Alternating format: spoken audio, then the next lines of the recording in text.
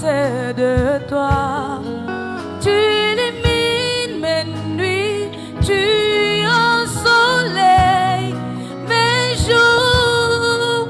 La paix que j'ai cherchée, je l'ai trouvée dans tes bras. Laisse-moi te dire combien je t'aime.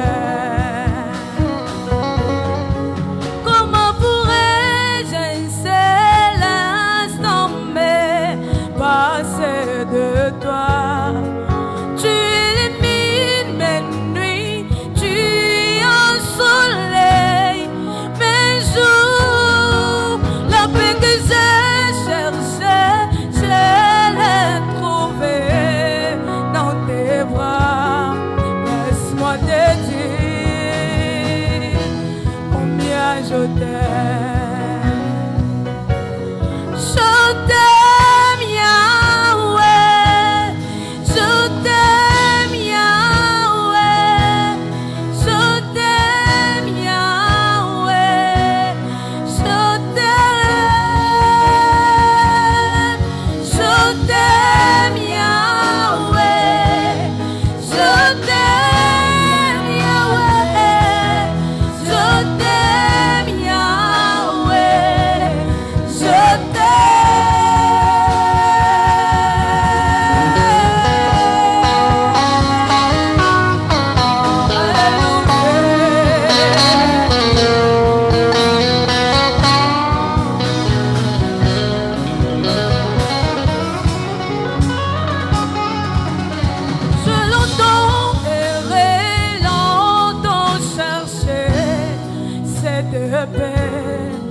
Tu es venu à Séville, tu as si comblé.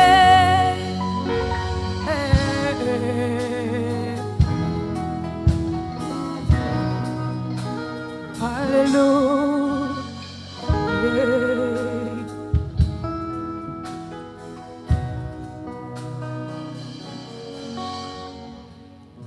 Amen, amen. Amen. Alléluia. Amen. Gloire au Seigneur Jésus. Tukufu kwa Bwana Yesu. Nous allons aujourd'hui parler pour la dernière fois, ce qui concerne la formation.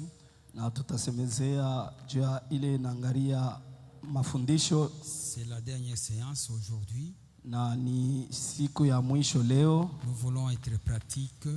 Tunapenda kwenda mutendo pour permettre aux autres de rejoindre notre équipe demain.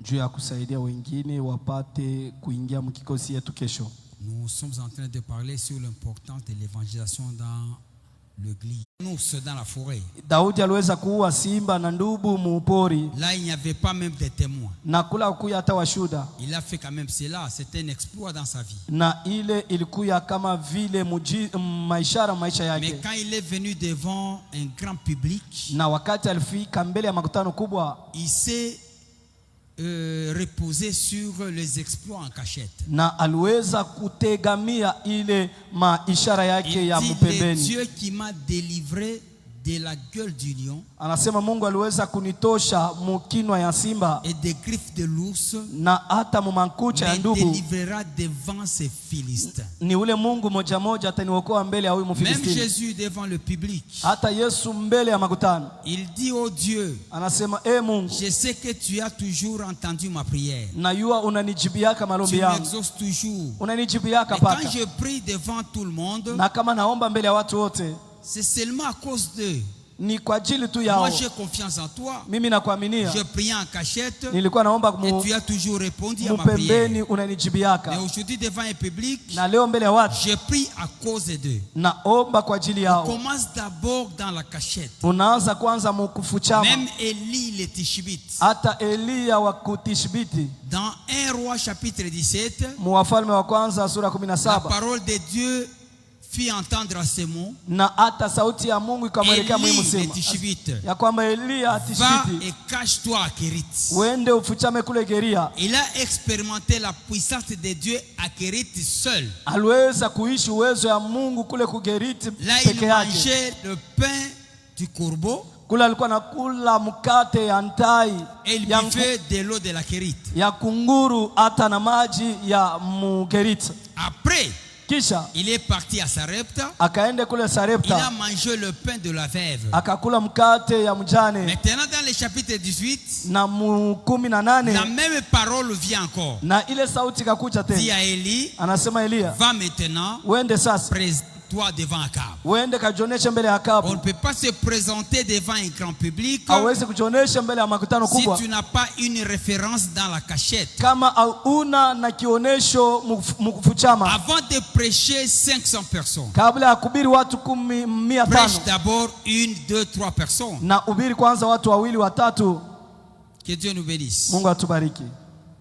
Nous avons parlé de la procédure de l'évangélisation. Tulisemezea hata namuna ya kupeleka injili, Là, il faut d'abord s'approcher devant les païens, na inabidi kukaribia wapagano, avancer devant eux, kwenda mbele yao commencer à expliquer le message. na kwanza kufasiria mjumbe. Mais aujourd'hui, on va parler du message qu'on va expliquer. Na leo tutasemezea ile mjumbe Dès que tu tutafasiria, arrives devant le païen, il faut l'expliquer. na mbele ya mpagano ile unapaswa Il kumfasiria, faut expliquer un message. inabidi kufasiria mjumbe. Mais aujourd'hui, on va parler du message qu'on va expliquer demain devant le païen. Na leo tutafasiria mjumbe ile tutenda kupeleka kesho mbele ya wapagano. La parole de Dieu dit ceci. Neno la Mungu nasema hivi, C'est 2 Pierre chapitre 2, Petro wa pili sura ya pili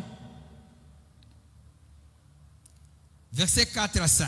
mstari wa 4 mpaka wa 5, Non, on peut descendre même jusqu'au 6e verset. na tunaweza kushuka mpaka kwa mstari wa Que 6. chacun ouvre sa Bible. Kila mmoja afungule Biblia Nous yake, allons faire la lecture ensemble.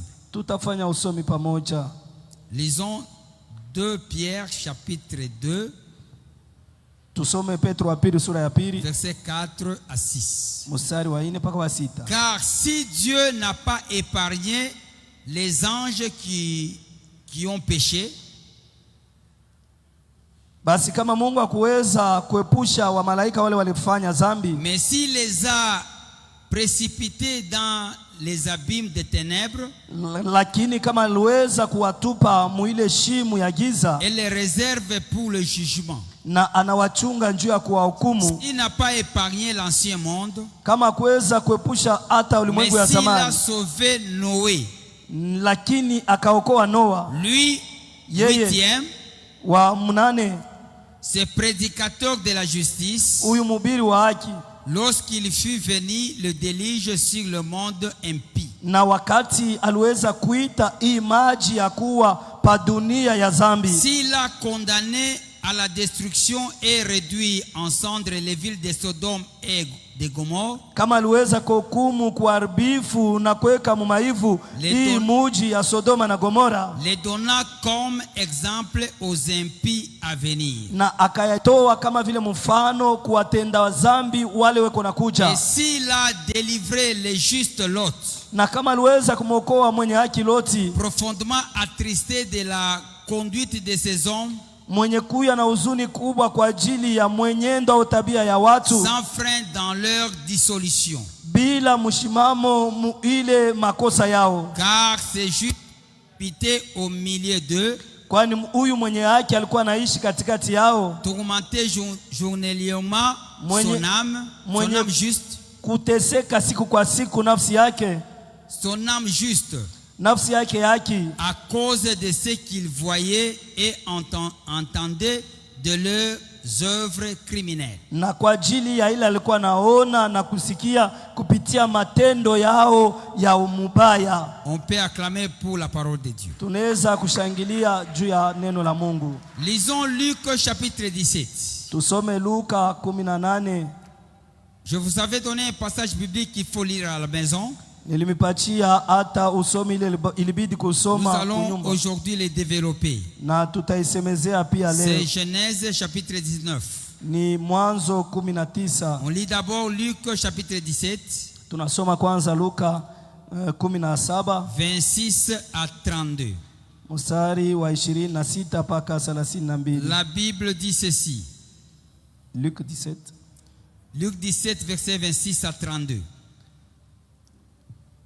Luc 17, verset Luka 26 à 32. 17 mstari wa Ce qui 20. arriva du temps de Noé Ile kafika mwakati ya Noa, arrivera de même au jour du Fils de l'homme. nayo itafika vile vile musiku ya mwana wa mtu. Les hommes mangeaient, buvaient, Watu walikuwa nakula na kunwa, se mariaient et mariaient leurs enfants, walikuwa naoa na waowesha watoto wao, jusqu'au jour où Noé entra dans l'arche. mpaka na siku ile Noa akaingia Le musafina, déluge vint et le fit tous périr. na maji ya mvula ikakuya na ikawaua wote. Ce qui arriva du temps de Lot Ilifika mwakati ya Loti, arrivera pareillement.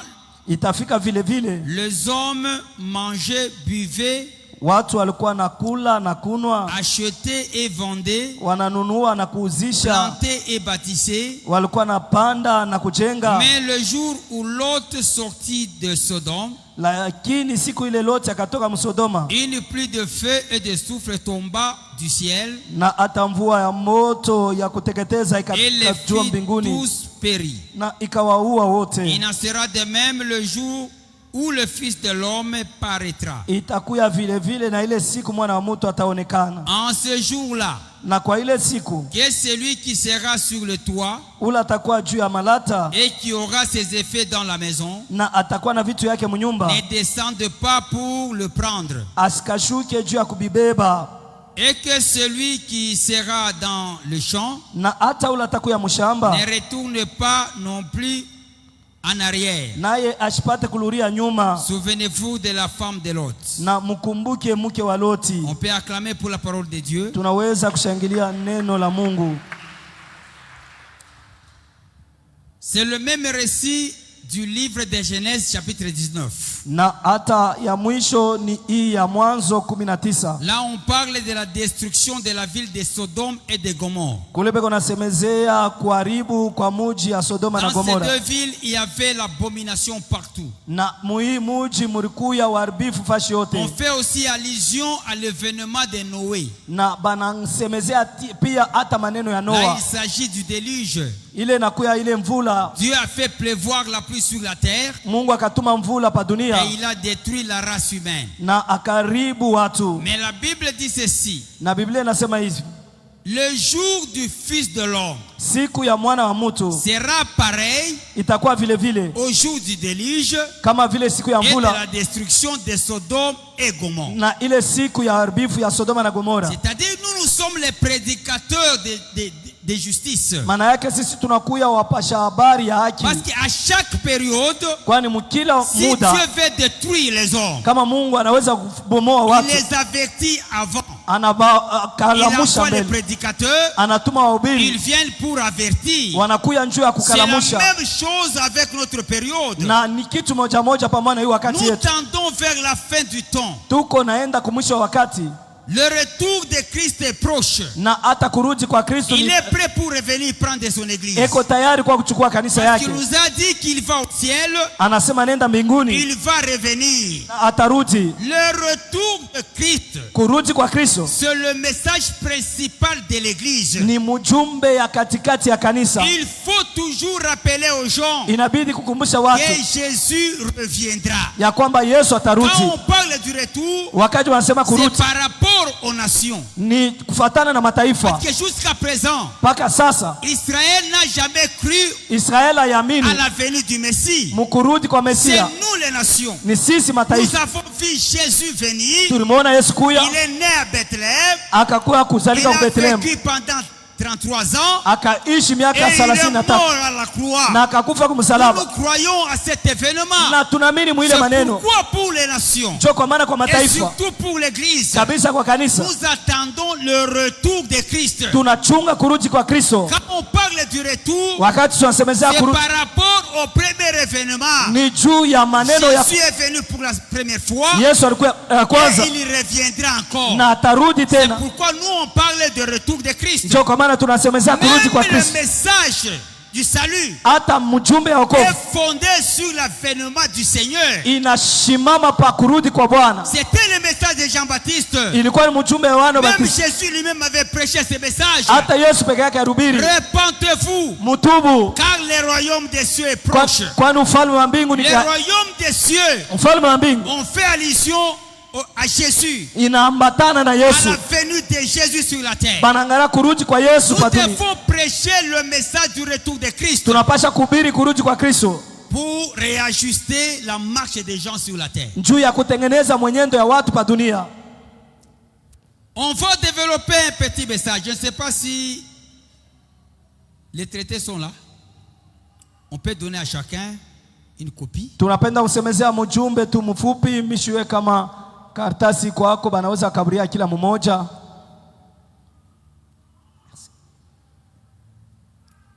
Sauve-toi pour ta vie.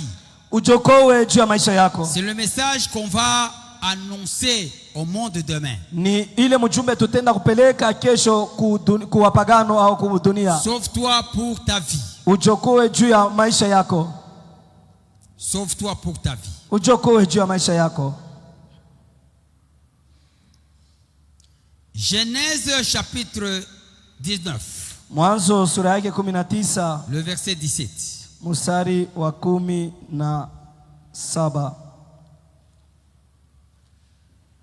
On peut ouvrir les Bibles.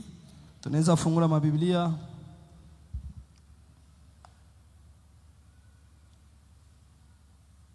Chapitre 19. Sura 19, verset 17. Mstari wa 17.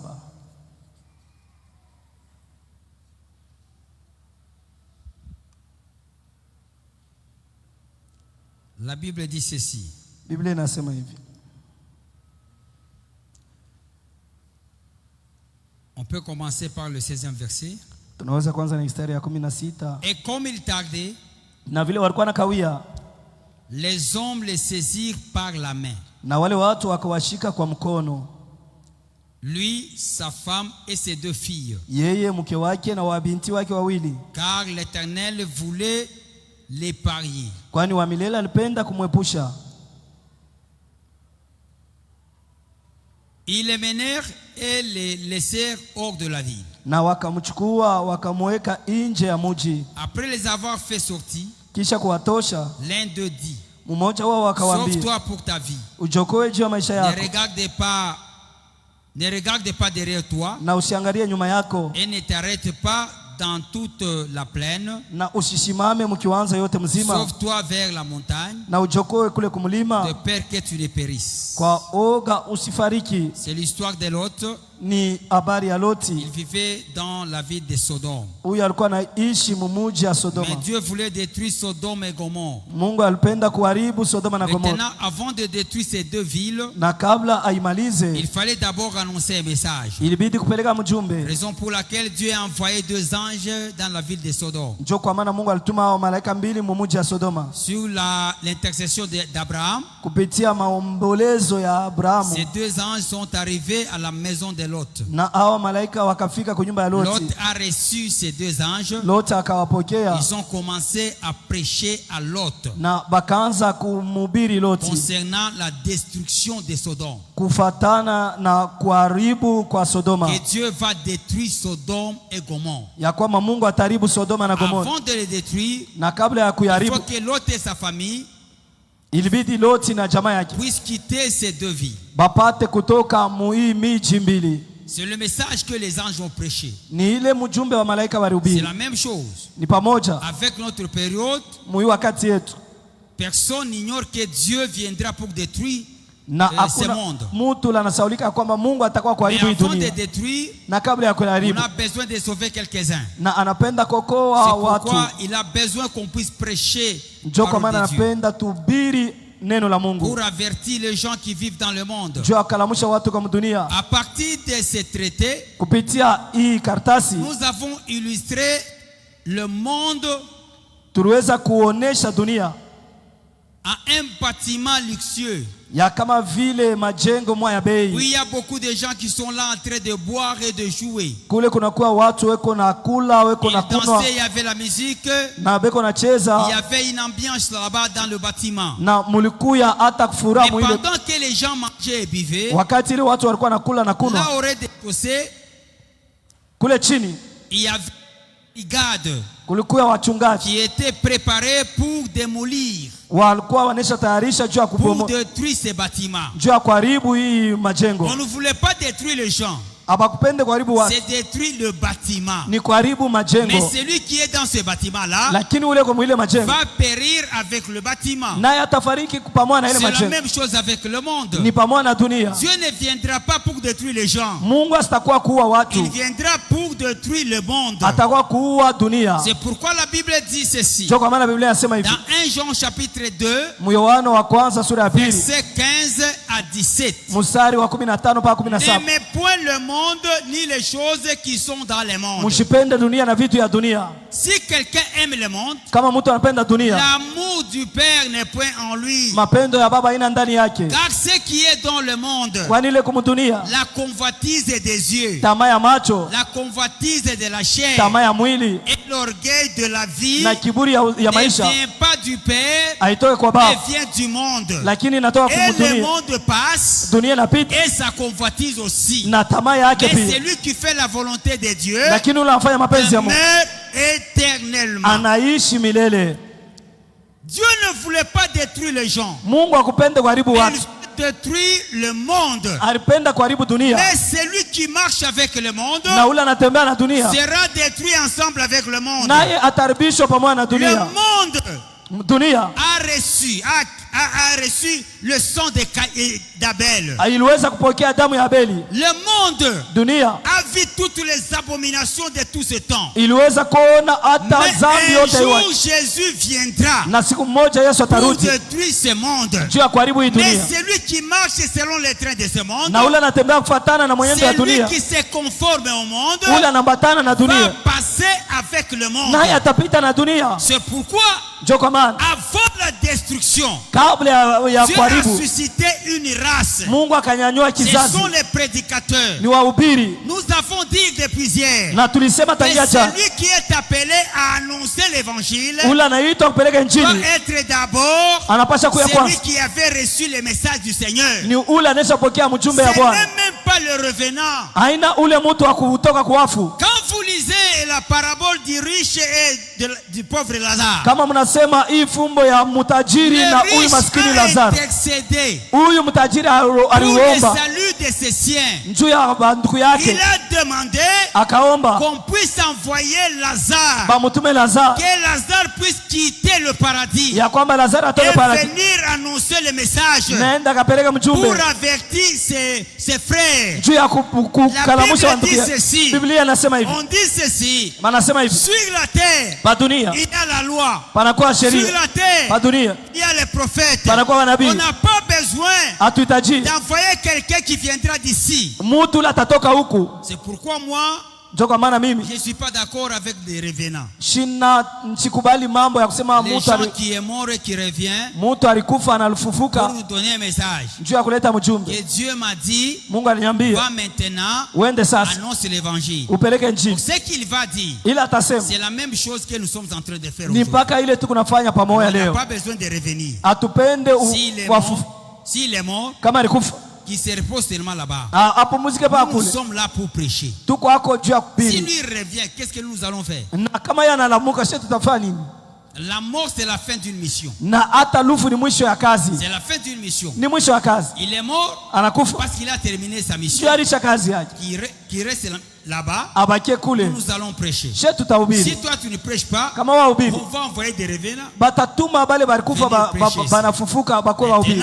Sasa Avant de détruire, kabla ya kuharibu, Dieu envoie le message. Mungu anatuma mpasha habari. C'est la même chose avec le temps de Noé. Ni ile ilifanyika wakati ya Noa, Avant le déluge, kabla ya mvula. Noé était le prédicateur de la justice. Noa alikuwa ule kuna hubiri Il haki, avertissait les gens. alikuwa anakalamusha watu. C'est pour que chacun soit conséquent de son sort. Ni ili kila mmoja ayue nini itakuwa matokeo yake. La Bible dit ceci. Biblia inasema hivi. Dans Matthieu chapitre 24 verset 14. Mathayo 24 mstari wa 14. Cette bonne nouvelle du royaume sera prêchée partout dans le monde. Ya kwamba hii habari njema itahubiria dunia mzima. Pour servir de témoignage. Juu ya kuleta kama ushuda. Alors viendra la fin. Kisha mwisho itakuya. Il faut que la bonne nouvelle du royaume inabidi habari njema ya ufalme soit prêchée partout. Ihubiriwe fashi yote. Que personne ne soit privé de cette occasion. Na kushikwe mtu akupusa hiyo bahati. Dieu ne veut pas que même une personne soit privée de cette occasion. Mungu apenda hata mmoja akose hii bahati. C'est pourquoi l'église est appelée à prêcher partout. Kwa maana kanisa inaitiwa kuhubiri fashi yote. Il ne faut pas seulement rester ici. Haibidi kubakia tu hapa. Il faut hapa. aller partout. Inabidi kwenda fashi yote. Dans le bus. Mumagari. Dans les carrefours, muma mikoba, au marché, musoko, partout, fashion, annoncer l'évangile pour donner la possibilité à tout le monde de croire. C'est lui qui va refuser. Il sera condamné. Il faut qu'il soit conséquent de son sort. Il faut présenter tous les deux chemins. Il y a le chemin de la vie, il y a le chemin de la mort. Il faut expliquer au monde. Inabidi kusema kutumia. Ce que tu vas faire aujourd'hui ile utafanya leo va influencer ton avenir. Itafanya si aujourd'hui tu choisis Jésus, kama leo na chakula Yesu, ton avenir sera influencé na hata kuya par cette décision. Kupitia mpango. Si tu refuses, kama unakataa, il faut être conséquent. Na uchunge matokeo qui t'attend. Na ile matokeo itakuya yako. Le feu éternel moto ya milele n'est pas réservé pour les humains. Haina juu ya watu. Il est réservé pour le diable. Ni juu ya diabulo. Pas pour les hommes. Hapana juu ya watu. Mais les hommes qui refusent à l'évangile, na watu wanakatala injili, il faut se retrouver là-bas. Watajikuta kule. Et avant d'aller là-bas, lakini kabla comme notre Dieu est juste, kama vile Mungu wetu ni mwenye haki, il faut lui donner l'occasion ataleta bahati qu'il puisse lui-même choisir yeye mwenye achakue la place où il va passer l'éternité. Fashi le atenda kuishi umilele. Il faut faciliter à tout le monde. Na atapeta kuleta kusaidia watu. Il faut annoncer l'évangile. Kupeleka injili. Nous allons circuler partout. Tutaenda fashi yote. Il faut le faire. Inabidi kuyafanya. Pas seulement demain. Hapana kesho. Mais chaque jour. Kila siku. Il faut annoncer l'évangile. Inabidi kupeleka injili. Maintenant on va procéder comment? Na tutafanya je? Il y a 3 points qu'il faut retenir. Inakuya manukta tatu ya kushika. Le premier point. Nukta ya kwanza. Il faut expliquer. Inabidi kufasiria le droit du propriétaire. Ile haki ya mwenye kitu. C'est la première des choses. Ni kitu ya kwanza. Il faut retenir. Inabidi kushika. Le droit du propriétaire. Haki ya mwenye kitu. Quand tu arrives dans le wakati unafika mshamba, tu es devant quelqu'un. Uko mbele ya mtu. Il faut qu'il puisse comprendre inabidi elewe que le monde dans lequel nous vivons mudunia mule tukunaishi appartient à quelqu'un. Inakuwa ya mtu fulani. Ce monde ici hii dunia appartient à quelqu'un. Ni ya mtu fulani. Il y a 3 significations du mot monde. Na kunakuya hata tafsiri 3 ya dunia. Là c'est une information. Hii ni kukujulisha. Il faut d'abord inabidi kwanza être informé sur ça. Kujua ile. Premièrement, ya kwanza, quand on parle du monde, dunia, nous voyons le cosmos. Tunaona hii ulimwengu. Cosmos c'est l'univers. Kama vile ulimwengu. Le monde que nous voyons ici. Hii ulimwengu tunaona. C'est ça le monde. Ni ile tunaita pia dunia. Dans son premier sens. Hii ni tafsiri ya kwanza. C'est pourquoi Jésus a dit, ndio kwa maana Yesu alisema, je ne te demande pas de les ôter du monde. Sikuombe watote mu dunia. Ce monde dont il parlait là-bas, ile dunia alikuwa anasema, c'était le cosmos. Ni ulimwengu. Deuxième sens. Na tafsiri ya pili. Le monde, dunia, c'est-à-dire ni kusema les habitants de la terre. Maana yake wakaaji wa dunia. C'est pourquoi la Bible dit, Ndio kwa maana Biblia inasema, car Dieu a tant aimé le monde. ni kwani Mungu aliweza kupenda dunia. Dieu n'a pas aimé le cosmos. Mungu akupende ulimwengu. Dieu a aimé les humains. Mungu alipenda ni watu. Dieu a aimé les habitants de la terre. Mungu alipenda wakaaji wa C'est la udongo. deuxième signification. Ndio tafsiri ya pili. Le monde, Dunia c'est l'ensemble des humains ni mwingi ya watu qui sont sur la terre. wale wanakuwa wanaishi pa dunia, pa Tous udongo. celui qui vivent sur la terre Wote anaishi pa udongo, constitue le monde. naye banamuita Dieu dunia. a aimé le monde. Mungu alipenda Il dunia, vient sauver le monde. anapenda kuokoa Ce n'est dunia. pas le monde cosmos. Aina C'est dunia le monde ulimwengu, des humains. ni dunia ya watu. C'est lui qui vit. Ule konaishi Il est le monde. naye ni dunia. Et troisième signification. Tafsiri ya tatu, Quand on parle du monde, wakati wanasema ya nous dunia, voyons les systèmes que le diable est en train de gérer. tunaona namuna ya kutumika ya jabulo. Quand on dit n'aimez point le monde, Banasema usipende dunia. ce n'est pas le monde cosmos, Aina dunia ulimwengu, ce n'est pas le monde des habitants de la terre. aina dunia wakaaji wa dunia. Parce que dans le monde cosmos, Mu dunia ulimwengu il y a des bâtiments, munakuwa majengo, il y a des véhicules, munakuwa magari, il n'y a pas de problème avec ça. na hakuna mambo na ile. Mais Dieu, ce que Dieu dit, n'aimez point le monde, Lakini ile Mungu anasema msipende c'est dunia. le monde, un système Ni dunia tabia qui fulani est géré par le diable. ile inaongozewa na jabulo, Ce système est caractérisé na hii dunia inakuwa na par tabia la méchanceté, na uovu, par l'injustice, kukosa kwa haki, par le péché, zambi, ensemble de mal. bubaya bule C'est ça le bote. monde. Jo dunia C'est une sphère que le diable est en train de gérer. maana yake ni fashi ile jabulo iko C'est natawala. ça le monde. Jo dunia. Jésus nous a appelés hors du monde. Yesu anatuita tutoke mu C'est dunia. pas le monde cosmos. Aina dunia ulimwengu. C'est en dehors de ces systèmes. Maana yake twende nje ya mtu ya namuna ya jabulo. Mais il faut dire à tout habitant de la terre Inabidi kusema kwa que kila le monde cosmos ya kwamba dunia dans ulimwengu lequel nous sommes en train de vivre mule tu kunaishi appartient à quelqu'un. inakuya ya mtu fulani. Celui qui a créé ce monde. Maana yake ule aliumba ile C'est mfano Dieu. ni Mungu, C'est son bien privé. ni kitu cha upekee Le monde chake, n'appartient pas au diable. na dunia ina ya jabulo, Le monde appartient à Dieu. lakini dunia ni ya Mungu. C'est Dieu qui a créé le monde Ni Mungu aliumba dunia et tout ce qui renferme. na yote nakuwa ndani Le yayo, fleuve, mama, la mito, mer, bahari, même tout ce que nous voyons hata yote tunaona appartient à Dieu. inakuwa ya Mungu. C'est la première des choses qu'il faut dire. Ni kitu ya kwanza kinabidi Que le kusema, monde dans lequel nous vivons dunia mule tu kunaishi appartient à quelqu'un. inakuwa ya Nous mutu. sommes des locataires. Sisi tunakuwa wa Parce kuripia, que ce monde kwani hii dunia appartient à Dieu. inakuwa ya Ne Mungu, nous appartient pas. haina yetu. Le monde ne nous appartient pas. Dunia haina yetu. Même si tu achètes une concession, Hata kama unauza pori, si tu achètes une parcelle, hata kama unauza elle pango, ne t'appartient pas. haina Tu yako, es toujours locataire. uko mpaka wa Parce kuripia, qu'un jour, kwani siku le mmoja propriétaire viendra mwenye naye atakuya pour détruire son bâtiment. juu ya kuharibu Le majengo, monde lui appartient. kwani dunia ni yake.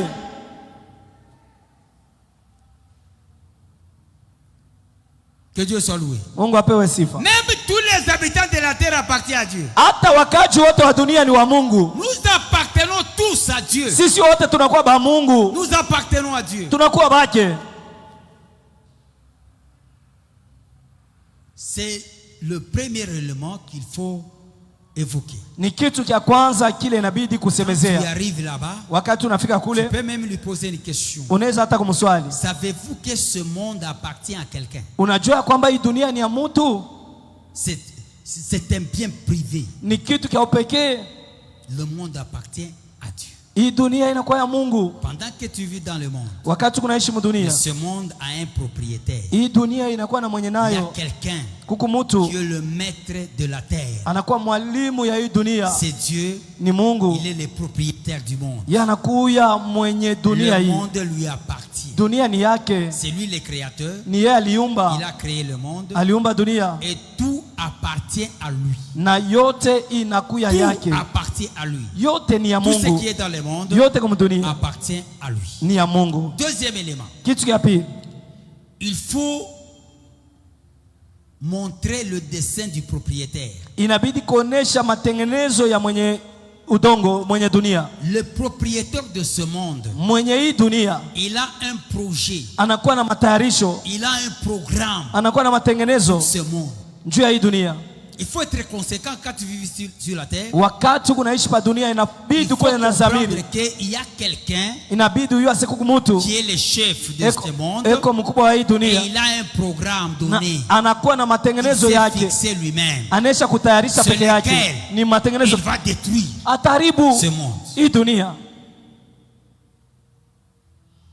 Ce bâtiment appartient à l'église. Hii majengo ni ya kanisa, L'église peut décider un jour na kanisa inaweza kuwa mpango siku de les moja démolir. ya kuibomoa. Personne ne peut les empêcher. Hakuna mtu Parce atawazuiza, que c'est lui-même le propriétaire qui a décidé de détruire. kwani ni yeye mwenye kanisa inabeba mpango ya Le kuharibu, propriétaire du monde na mwenye dunia a un programme pour ça. eko na Un matengenezo juu ya jour, il va détruire ce monde. siku moja ataharibu hii dunia.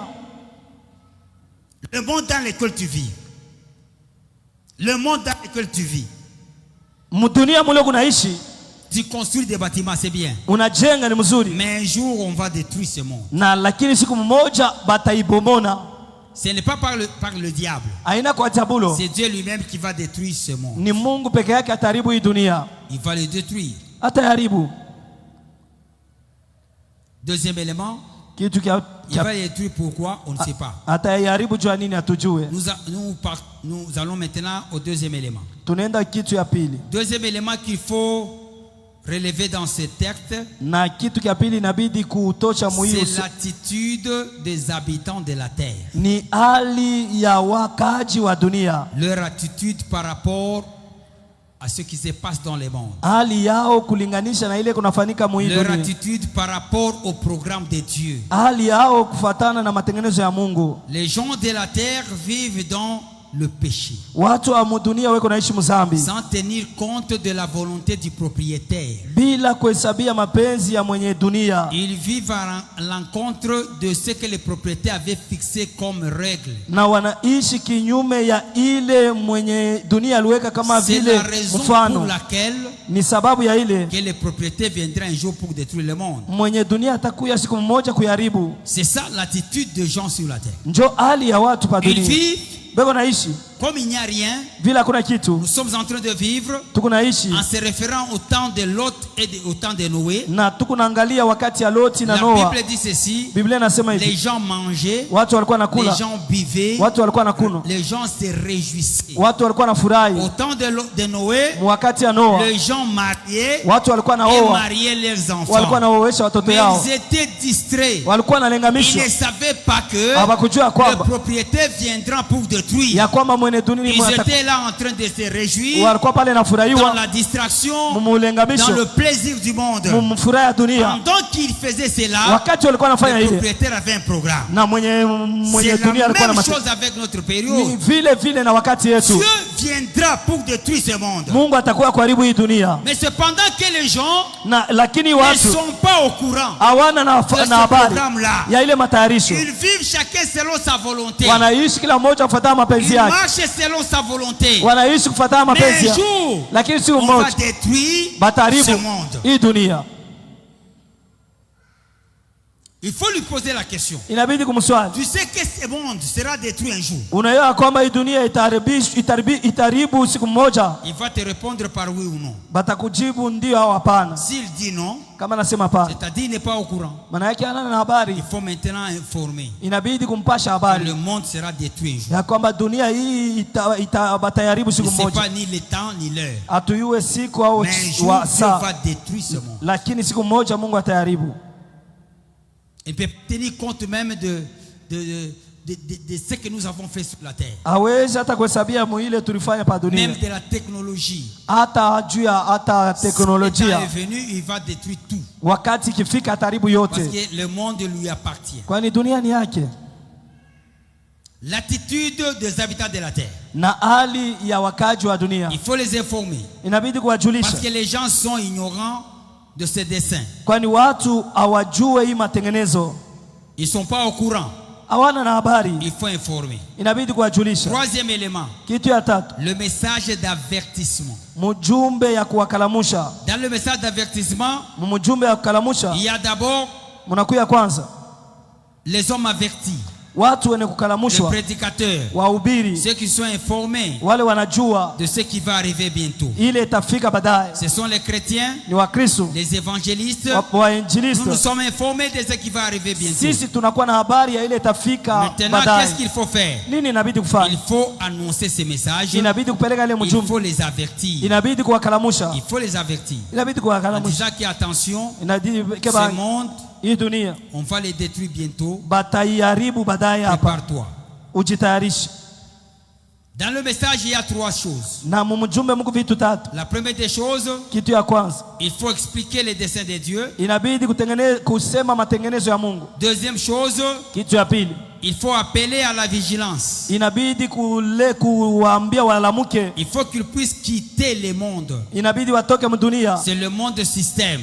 dunia mfano, Parce que celui qui marche avec le monde système kwani ule anatembea na hii dunia tunasema mfano, périra un jour. atafariki siku Parce que moja, le monde va passer kwani dunia et itapita ses convoitises. na hata na tamaa yake. Maintenant, il faut expliquer. Inabidi Et kufasiria attention, kebange, le monde sera bientôt détruit. hii dunia batayaribu. Qu'est-ce que tu vas faire? Nini utafanya? C'est quitter seulement. Ni dans le kutoka monde. mu hii dunia, Et quand il s'agit de quitter le monde, na vile inakuwa ni kutoka mu dunia, il ne faut pas rentrer dans la maison pour prendre les effets. haibidi kuluria kwanza munyumba juu bebe byako, Il faut quitter promptement. inabidi kutoka haraka C'est haraka. ça la signification de sauve-toi pour ta vie. Njo maana ya kusema ujokoe juu ya maisha On yako, quitte promptement, unatoka haraka yote sans traîner, bila kukawia, sans tenir compte de ce que tu vas laisser. na ushesabie bila utacha. Il faut quitter promptement. Inabidi kutoka pale Oh, pale. je vais d'abord arranger ma vie. Oh, nitapenda Je kutengeneza vais maisha. d'abord dire au revoir à mon frère. Oh, nitaenda kulaka ndugu yangu. Non, il Hapana, faut quitter promptement. inabidi kutoka pale C'est pale. comme dans une maison, Ni kama vile munyumba il y a le feu qui s'allume, moto na waka, il y a l'incendie. kuna kuya ile moto S'il ya faut se sauver, bili, inabidi on ne kujokoa. regarde pas la télé, Hautaangalia on ne tele, regarde pas là où il y a l'argent. hautaangalia kule kupesa. D'abord, il faut quitter la maison. Inabidi kutoka Il kwanza faut munyumba, quitter la zone dangereuse. unabidi kutoka mule muku Là où il hatari, y a le feu, mule muku il faut moto, d'abord se sauver. inabidi kujokoa Là où tu es, kule wiko, tu quittes promptement. unatoka Tu haraka, vas d'abord à l'extérieur. unaenda Tu nje, vas maintenant raisonner utaenda kufikiria comment sauver certaines choses. namna gani ya kuokoa vitu vingine, Avant, on quitte na mbele ni kutoka promptement. kwa Il haraka, ne faut pas tarder. C'est ushikawie. ça, sauve-toi pour ta vie. Jo ujokoe juu ya maisha Le yako. monde est en feu. Moto dunia iko Si moto, vous annoncez l'évangile, wakati unapeleka nchini il faut d'abord croire. inabidi kuamini, Il ne faut pas renvoyer à demain. haibidi kulurusha Parce kesho, que demain n'appartient à personne. kwani kesho haina ya mtu, Demain appartient à Dieu. kesho ni ya Mungu. C'est lui qui entend la voix du Seigneur Ule anasikia sauti ya au Bwana moyen de l'évangile. kupitia Il Injili, ne peut pas renvoyer à demain. hawezi kulurusha Je vais kesho, croire demain, taamini kesho, après demain. Ou à kesho Parce ya- qu'on ne sait pas.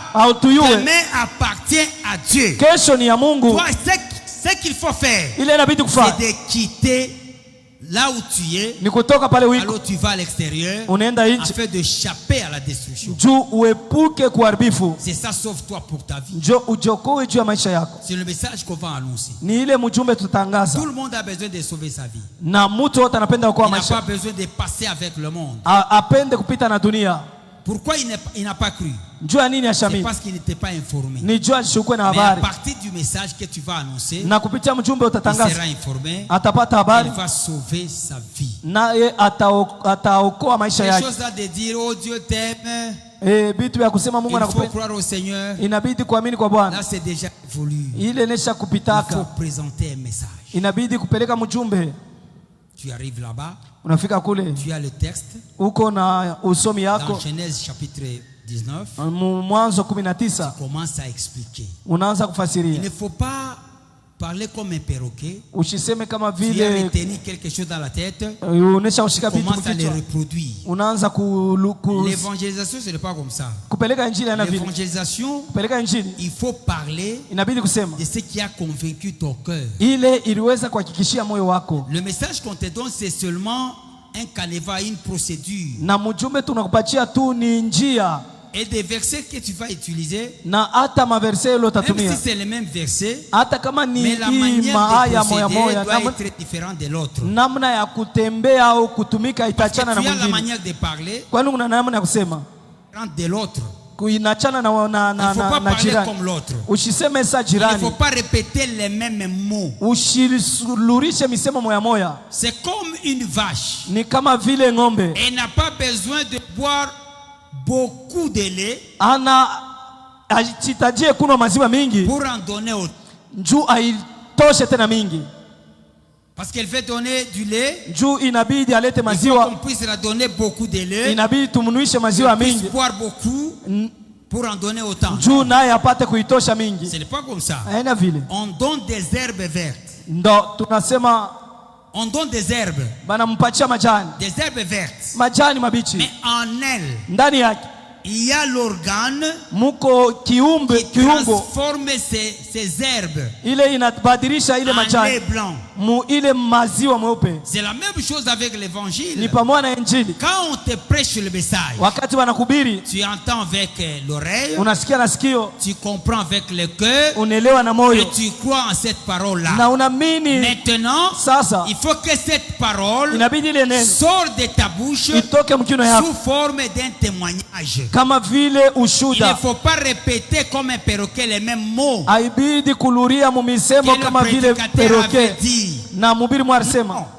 Il faut comprendre seulement, Inabidi kuelewa tu parles avec tes propres mots. huku nasema na misemo yako, Parce que toi aussi tu es chrétien. kwani wewe pia uko Tu Mkristo as cru au même message. ulioamini Mais kumjumbe s'il mo. faut commencer à parler, Kama inabidi il kusema faut te servir de ce qu'on a dit na kutumia bile et balikwambia, le transmettre avec nos propres mots. lakini unabisema kupitia misemo yako. Peut-être tu n'auras pas la capacité de bien arranger ta prédication, Saa zingine na uwezaji ya kupanga mzuri mahubiri, de bien structurer le message. saa ingine kuipanga mzuri. Là, il n'y a pas de problème. Hakuna mambo, Parle ce que tu connais. sema ile unayua, Même en désordre, il faut parler. hata abipangane Mais mzuri respecter seulement na unasema certains principes. makanuni fulani. Et après, Kisha pendant que tu es en train de parler, wakati unasema Dieu lui-même, Mungu yeye parce mwenyewe, que la Bible dit, Biblia inasema Paul est en train de s'aimer, Paulo yuko naotesha, Apollos est en train d'arroser. Apolosi yuko Mais namimia, celui qui fait croître, ule yuko nafanya c'est komale Dieu lui-même. ni Mungu peke yake. Toi, tu vas s'aimer la sémence, Wewe utatuba mais mbeko, c'est Dieu ni Mungu qui fait croître le message. ule anafanya C'est Dieu qui ikomale, convainc le ni cœur. Mungu anahakikishia Toi, tu mioyo. parles à l'oreille, Wewe unasema mais kusikio, Dieu parle au cœur. lakini Mungu anasema Dieu kuroho. va utiliser tes mots Mungu atatumia pour misemo yako convaincre juu ya kuhakikishia l'interlocuteur. ule Tu n'as anakusikia. pas besoin de t'inquiéter. Hauna Tu huzunike, n'as pas à t'inquiéter. hauna na mambo ya Parle huzuni. seulement. Sema tu, Ne te complexe pas. ushikwe na Parle ce que tu connais. sema na hilo Dans nayua tes mu paroles, misemo yako. il y a quelqu'un qui nous avait promis Kuku mutu alitulaka que je suis avec vous. ya kusema niko pamoja na Il n'a mwewe, pas dit je serai. asikusema mimi Il dit takuyaka, je suis avec vous asema niko pamoja na mwewe tous les jours kila siku jusqu'à la consommation des temps. mpaka na mwisho wa wakati. Il dit allez, Anasema endeni faites des nations mes disciples, mufanye mataifa kuwa wanafunzi, baptisez-les muwabatize, et enseignez-les muwafundishe à observer ce que moi je vous ai prescrit. ya kutazamia ile Et nilimiandikia, voici, na tazameni je suis avec vous. niko pamoja Il nami, est omniprésent. eko fashi Il yote, est là chaque fois que tu parles. eko pale kila mara Il faut kunasema, tenir compte de sa présence. inabidi kuhesabia Il wapo est à wake, tes côtés. eko pembeni yako, Il est avec toi. eko pamoja na Il wewe, marche avec toi. anatembea na wewe, Toi tu parles. wewe unasema, Mais lui convainc. yeye anahakikisha. Même un message structuré Hata mjumbe anakuwa ne mzuri peut jamais convaincre. haiwezi kuhakikishia, Ce n'est pas le fait d'arranger le message. haina kutengeneza mjumbe Ce n'est mzuri, pas le fait de mettre les points 1, point 2, point 3. haina namna ya kusema nukta ya kwanza, ya pili, ya tatu. Le Hapana, message, mjumbe c'est une vie. ni Tu maisha. peux même parler en désordre. Unaweza kusema mvuruko, Et Dieu lui-même, lakini Mungu peke yake comme il est avec toi, vile kona il wewe va entrer dans le cœur. atenge C'est mumoyo. ce qu'on avait dit hier. C'est ce qu'on avait dit hier. Ni ile tulisema jana, On avait dit hier tulisema jana qui arrivait à la tombe. ya kufika Sodoma. Jésus ne voulait pas lever la pierre. Yesu akupende kutosha Il jiwe, demande aux hommes anaomba watu d'enlever la pierre. abatoshe jiwe. Il dit ôtez la pierre. Asema Mais mtosheni il jiwe. était capable de l'enlever. Alikuwa na uwezaji wa Parce kuitosha. qu'au jour de sa résurrection, Parce que siku ya ufufuko wake personne n'a levé la pierre. hakuna mtu alitosha jiwe. C'était un miracle. Ilikuwa ni muujiza. Un ange est venu, Malaika il akakuja a roulé la pierre. akatelemsha jiwe. Pourquoi il ne pouvait pas le faire là-bas? Juu ya nini hakuwezi C'est kuifanya? l'image de l'évangélisation. Njoo hata mfano ya kupeleka Pour que injili. les païens croient au Seigneur, Njoo mpagano il amini, faut qu'il y ait quelqu'un inabidi kwa mtu pour enlever la pierre. ule atatosha jiwe. Ces formalités-là, Ile c'est ça, enlever la pierre. namuna ile njoo kutosha Arriver dans jiwe. le champ, arriver dans les champs, Kufika mshamba commencer à parler, kwanza kusema c'est enlever la pierre. njoo kutosha jiwe. Quand tu enlèves la pierre, Wakati unatosha jiwe, pendant que tu es en train d'enlever, wakati unaitosha, Dieu parle. Mungu yuko anasema, Lazare sort. Lazaro toka. Il dit les bons bergers connaissent ses brebis. Anasema mchungaji mwema anajua kondoo yake Il les appelle par leur nom. na anaita kwa majina yao. Quand on évangélise, Wakati tunapeleka injili, Jésus appelle Yesu anaita chacun par son nom. kila mmoja kwa Au jina travers le message que tu donnes, kupitia mjumbe unapeleka. Jésus est là Yesu yuko pale, en train de parler. eko nasema, En train de parler. eko nasema, Il est là en train de parler. eko pale, eko nasema. Que Dieu bénisse. Mungu awabariki. Que Dieu vous bénisse. Mungu awabariki. Un jour, Siku moja il y avait un frère et deux sœurs dans notre église. kulikuwa dada na ndugu mwa mkanisa yetu, Ils ont décidé d'aller prêcher un grand magicien de notre ville. wakabeba mpango ya kwenda kubiri mchawi mkubwa wa muji yetu. Je ne peux pas citer son nom parce que ça passe en direct. Sipende kutaja jina lake kwani kunapita Parmi les grands kumtandao. magiciens que vous connaissez ici chez nous. Kati ya wachawi wale mnayua umu mwetu. Ils sont levés un jour. Banalamka siku moja, Ils se disent l'un à l'autre, banajambia moja na mwingine, allons prêcher ce magicien. twende tukahubiri ule mchawi ule. Ils ont commencé à aller chez lui. Bakaanza kwenda kwake. Arrivé à la maison, Banafika kunyumba, le magicien n'était pas là. mchawi ule akukuya. Ils ont commencé à rentrer. Bakaanza En uluri. cours de route, ils se sont croisés. Munjia banakutana. Ils l'ont salué, Wakamsalimia. disant, papa, nous sommes venus de chez toi. Nga baba, tunatokea kwako, Nous avons un message pour vous. tunakuwa na mjumbe yako. On a commencé à rentrer, ils arrivent à la parcelle. Bakaanza kuluria, bakafika On pampango, leur donne des chaises. bana wapatia vichi, Ils commencent maintenant à parler. bakaanza kusungumuza. Que nous sommes venus pour te prêcher la parole de Dieu. Tunakuya kukubiri neno la Mungu. Il était étonné. Alishangaa, Il dit, vous avez une révélation? asema ulipata ufunuo? Il dit, non, Asema pana, ce n'est pas une révélation. haina ufunuo. Pourquoi vous avez sauté toutes ces maisons ici Asema juu ya nini munaacha manyumba yote pour hii arriver chez moi? juu ya kuya kwangu? Il dit, non, c'est comme ça. Asema paka hivi Aujourd'hui, on va prêcher dans votre parcelle. leo tutahubiri mpango yako. Toutes les personnes qui viennent ici, Watu wote wanakuyaka c'est hapa pour chercher les fétiches. ni juu ya kutafuta dawa, Mais vous venez pour me prêcher. lakini nini mnakuya kunyubiri? Il était étonné. Alishangaa Il sana, appelle son fils. anaita mwana Il dit, wake, viens mon fils. asema mtoto yangu kuya. Tu avais vu ces gens ici? Asema uliona hao watu Ils viennent pour me prêcher la parole de Dieu. banakuwa kunyubiri neno la Mungu. Bon, je vous donne le temps. Na mpacha wakati Parlez. museme. Ils ont commencé à parler. Bakaanza kusema, Ils ont commencé à parler. bakaanza kusema, Prêcher. baka nahubiri, Prêcher. wewe unahubiri, Et après, kisha ils ont laissé le temps banacha wakati avec une question. na swali. Aujourd'hui, Leo si vous voulez recevoir Jésus-Christ comme votre Seigneur et Sauveur, kama unaweza kumpokea Yesu Kristo kuwa Bwana na Mwokozi, vous pouvez vous exprimer. mnaweza kusema ndio, Parce que le moment est là. kwani wakati ni C'est sasa hivi, aujourd'hui ou jamais. ni leo au hapana. Dieu a besoin de vous. Mungu anakuhitaji, Il faut que vous puissiez croire en lui. inabidi mumwaminie Il a yeye. besoin de sauver votre vie. Anapenda kuokoa maisha yako. Il dit oui, je veux bien croire, Napenda kuamini ndio, mais je n'ai pas besoin de caméras. lakini sipende kamera. Parce que parfois, quand je vais dans les églises, Mara nyingine kama nenda on makanisa fait le tout pour me filmer. banafanyaka yote juba Il fait beaucoup de ni bruit. na kufanya makelele Il mingi. était dans notre église. Alikuwa mkanisa yetu, C'est ce que moi je ne veux pas. ni ile Mais mishipendi, j'ai besoin de sauver ma vie. lakini napenda kuokoa maisha Parce que yangu. j'ai commencé à pratiquer la magie Asema mimi nilianza kufanya uchawi dès le bas âge. tangia butoto, Mais j'ai besoin du salut. lakini nahitaji wokovu. J'ai tant souffert. Nateseka J'ai sana, besoin du salut. napenda wokovu. Maintenant, Sasa ce que moi je vais vous demander, ile nitamiomba, si votre église, kama kanisa yenu il y a du sérieux, muko hamuna je michezo, viendrai chez vous takuwa kwenu pour que vous puissiez m'aider. mpate J'ai kunisaidia. beaucoup de fétiches. Niko na madawa mingi, J'ai besoin du ça. nahitaji Mais huko, je n'ai pas besoin des caméras. lakini sipende baniwekee Il a makamera. envoyé son fils à l'église Akatuma mtoto yao pour kanisa venir vérifier d'abord kuangalia si kwanza nous sommes sérieux. kama tuko Mais serieux. malheureusement, Kwa ole c'est la même période ni wakati moja moja où un autre pasteur est allé le voir ule mchungaji mwingine et il est alienda parti à cette église-là na akaenda kanisa et il y ile a eu beaucoup de problèmes. na kukakuwa maneno mingi. J'avais dit à ces frères-là, Nilisemaga na ule ndugu, vous êtes courageux. muko na udhari, Même ces gens-là, hata wale watu Dieu a besoin d'eux. Mungu anawahitajia. Parce que dans l'évangélisation, parfois on se complexe.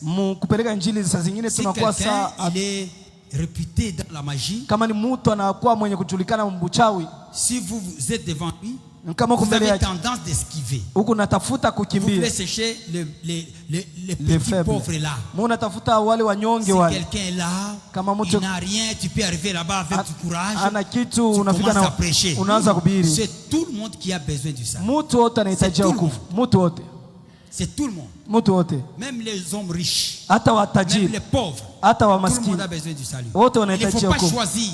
Usichakue Si vous êtes dans le champ, kama uko mshamba, tout celui qui viendra devant vous wowote atakuwa mbele yako est une âme à sauver. ni nafsi ya kokoa. Quel que soit son statut, Ingekuwa quel cheo que soit son yake, statut, ingekuwa cheo il a yake, besoin du salut. anahitajia C'est une âme wokovu, à sauver. ni nafsi ya C'est kokoa. Dieu qui l'envoie dans ton filet. Ni Mungu anamtuma makila yako, Dis quelque chose. sema kitu Ce fulani, n'est pas toi qui vas le convaincre. aina wewe Dieu utamhakikishia. lui-même va convaincre son cœur. Mungu mwenyewe ataikishia moyo wake, Il va convaincre son cœur. ataikisha moyo wake. Que Dieu soit, Mungu apewe sifa, que Dieu soit loué. Mungu apewe Il sifa. faut aller là-bas, Inabidi kwenda kule prêcher le message, peleka mjumbe annoncer la bonne nouvelle. na kutangaza habari njema. Maintenant, on va lire notre traité. Tutasoma hata karatasi yetu. S'il y a quelqu'un qui peut nous aider, on va lire paragraphe par paragraphe et on explique. Kama mtu atutasaidia, tutasoma kipande kwa kipande na tunafasiria. Il n'y a pas notre micro. On peut le faire. Il faut qu'on puisse interpréter directement en Swahili. Parce que c'est en français ici. Lisez en français, moi j'interprète en Swahili. Ok. Sauve-toi pour ta vie. Ujokoe kwa maisha yako. Le savez-vous? Unajua, La vie sur la terre est semblable à un festin organisé dans un palais de luxe. maisha ya padunia inafanana na feti banaweza kutengeneza munyumba moya ya mzuri sana. Qui malheureusement destiné à la destruction selon le plan du Me propriétaire. kwa ole ile nyumba beko nafia kuipuna kwa mwenye nayo. Ignorant ce dessein, Banya kusabu ile mawazo, les convives continuaient à se livrer au divertissement, bale baritwa jua ile feti abayue ile mambo banikala beko na furahi, mangeant, buvant, beko na kunwa na kuria, exhibant des danses sous diverses mélodies. beko na cheza kufuatana na mimbo ile beko na imba mule.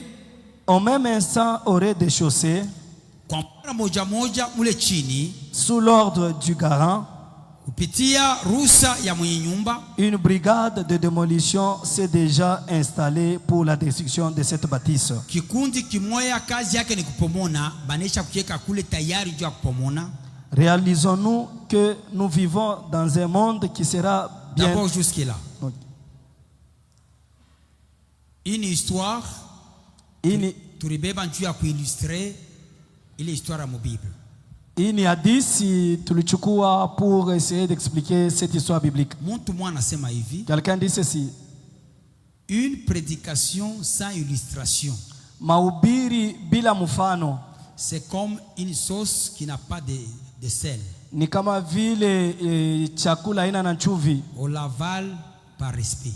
tunayameza tu kwa heshima ya ule aripika. C'est pourquoi il faut illustrer Inabidi kuleta pour mfano donner du goût. njuu ya kuleta onjo, Juu ya kufanya ipate kuattirer curiosité. pour que ça puisse attirer la Parce que curiosité. les pagano n'ont pas besoin de langage public. Et les païens n'ont pas besoin d'un langage public. Ils ont besoin de langage, il y a cité. Ils ont, Banaiwa mzuri. ils ont besoin d'un langage qui est courant. Ndio maana tuliweza kubeba ile mfano. C'est pourquoi nous avons pris cet exemple. Tunasema hivi. Nous disons ceci. Unajua kusema maisha ya pa dunia Tu sais que la vie sur la terre inafanana na mtu moya aliorganize feti munene. est semblable à quelqu'un qui a organisé une grande fête Munyumba moya munene murefu sapaka savile hypnose iko. dans une maison comme Hypnose là. Ya mzuri sa. Une très belle maison.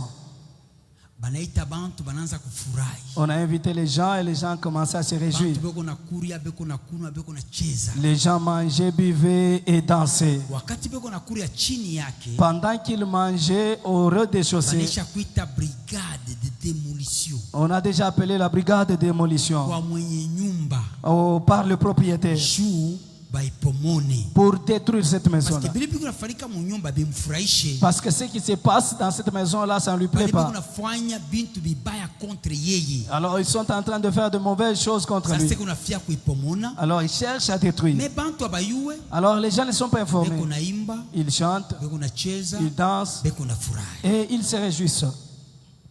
Sasa bakupita mbarabara, Alors ceux-là qui passent, beko naona deja banafia kupomona hii nyumba. ils voient qu'on veut détruire cette Mais maison. mu nyumba muko bantu. Mais dans cette maison, il y a des gens. Beko ne bangaria na buluma. Ils regardent avec pitié. Mais abana na capacité ya kubasaidia. Mais ils sont incapables de leur venir au Mais secours. beko nangaria banashikia buluma. Mais ils regardent, ils ont pitié. Mais shi hatuna vile. Mais nous ne sommes pas comme Parce cela. que chez tunayua il est tafanika. Parce que nous sommes informés de ce qui Na va nous se passer. sommes les messagers de la justice. Na tunakuya bahali bapasha habari ya haki. Nous allons informer. Tutenda kujulisha. Ça, c'est la première partie. Deuxième partie. Kipande ya pili. Réalisons-nous que nous vivons dans un monde qui sera bientôt détruit par son créateur. Muone kusema tuko naishi mudunia ile mwenye nayo ataipomona. Et ce, malgré sa grandeur, sa beauté, ses belles constructions. Japo buzuri bunene bwake na majengo ya mzuri sana Sa technologie, na teknolojia kwamo ses véhicules. maniotoka.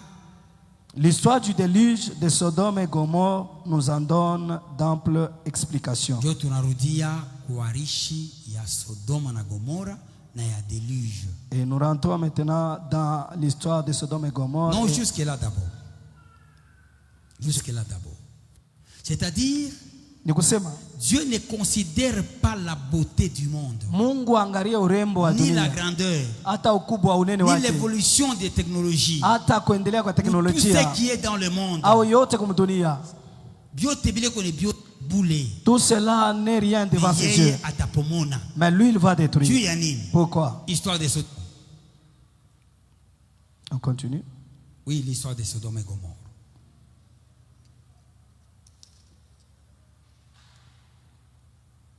L'histoire du déluge de Non, Sodome. non, il y a un texte là au fond. Toujours à la première page. Oui. À cause de la rébellion de l'homme Juu ya kutomboka kwa muntu vis-à-vis de son créateur mbele ya Mungu wake ulimumba, et qui se manifeste dans tout ce que nous observons comme antivaleurs. na iko naonekana mu bitu vibaya biote vile tunaona: Homosexualité, homosexualité, injustice, justice, immoralité, immoralité, idolâtrie. idolatrie. Ni kusema bataipomona juu ya bibaya. On va détruire à cause de mauvaises choses. Sabile bibaya haina tu bile wewe kunafanya au huyu, Et le mal, ce n'est pas seulement ce que toi tu fais ou l'autre, ni bile binakuwa sa système. mais c'est ce qui est devenu comme un système. Il y a l'idolâtrie partout. Kunakuya kuabudu sanamu fashi yote. Il y a l'homosexualité, Unakuwa ile usharati ya wanaume na wanaume. Unakuwa kosa ya kiuovu, la méchanceté partout. uovu fashi yote. Bule bubaya buna caractériser une période. Cette méchanceté qui caractérise cette période, Hakuna d'abord individuel. ce n'est pas d'abord individuel, Bubaya buko collectif. c'est-à-dire ni ya watu wote. Ndio kinye Mungu atapomona, C'est pourquoi Dieu va détruire. ashitapomona njuu ya rifuta tumbako Il hapana. ne va pas détruire parce que tu as fumé, non. Ashitapomona njuu ya rilewa. Il ne va pas détruire parce qu'il s'est enivré. Atapomona Il va détruire bubaya bunakuya règle des jeux. parce que le mal est devenu un système. Bubaya bunakuwa maisha. Et le mal est devenu une vie. Ndio kinye Mungu atapomona. C'est pourquoi Dieu va détruire. Munayua que Mungu anapasha kupomona dunia kuna raison. Est-ce que vous savez que Dieu qui va détruire le monde Hivi a vitu raison? nafanyika hapa sasa. Parce que ce qui se fait maintenant, Binapita temps ya Noa. ça dépasse même du temps de Noé. Binapita temps ya Lot. Et ça dépasse même du temps de Hivi l'autre. kunafanyika hii wakati yetu. Ce qui se passe à notre temps. Na on peut se poser même la question. Na tunaanza kujiswali. Juu ya nini Mungu akunetosha na leo? Pourquoi Dieu nous laisse en vie jusqu'aujourd'hui? Utayua kusema Tu sauras que patience yake sa patience, ndio salut ya bantu. c'est le salut des hommes. Parce que hatuna na raison ya kuvivre tena hivi. Parce qu'on n'a pas de raison de vivre. Muwaze homosexualité Et réfléchissons sur l'homosexualité. inaingia mkanisa. C'est entré dans l'église. Hapa banaanza kwenda kuiofficialiser. Maintenant, inaanza kuya ya kujulikana kwa watu wote Kanisa dans l'église hasa mdunia et dans le monde. injustice jo tuseme. Kosa kwa haki, n'en parlons pas. Bubaya bunapita sana. Le mal a atteint son Sasa comble. juu ya ile Et à cause de cela, Mungu kunafia kupomona dunia. Dieu cherche à détruire le monde. Mais avant kuipomona Mais avant de le détruire, anapenda sauver quelques-uns. il veut sauver quelques-uns.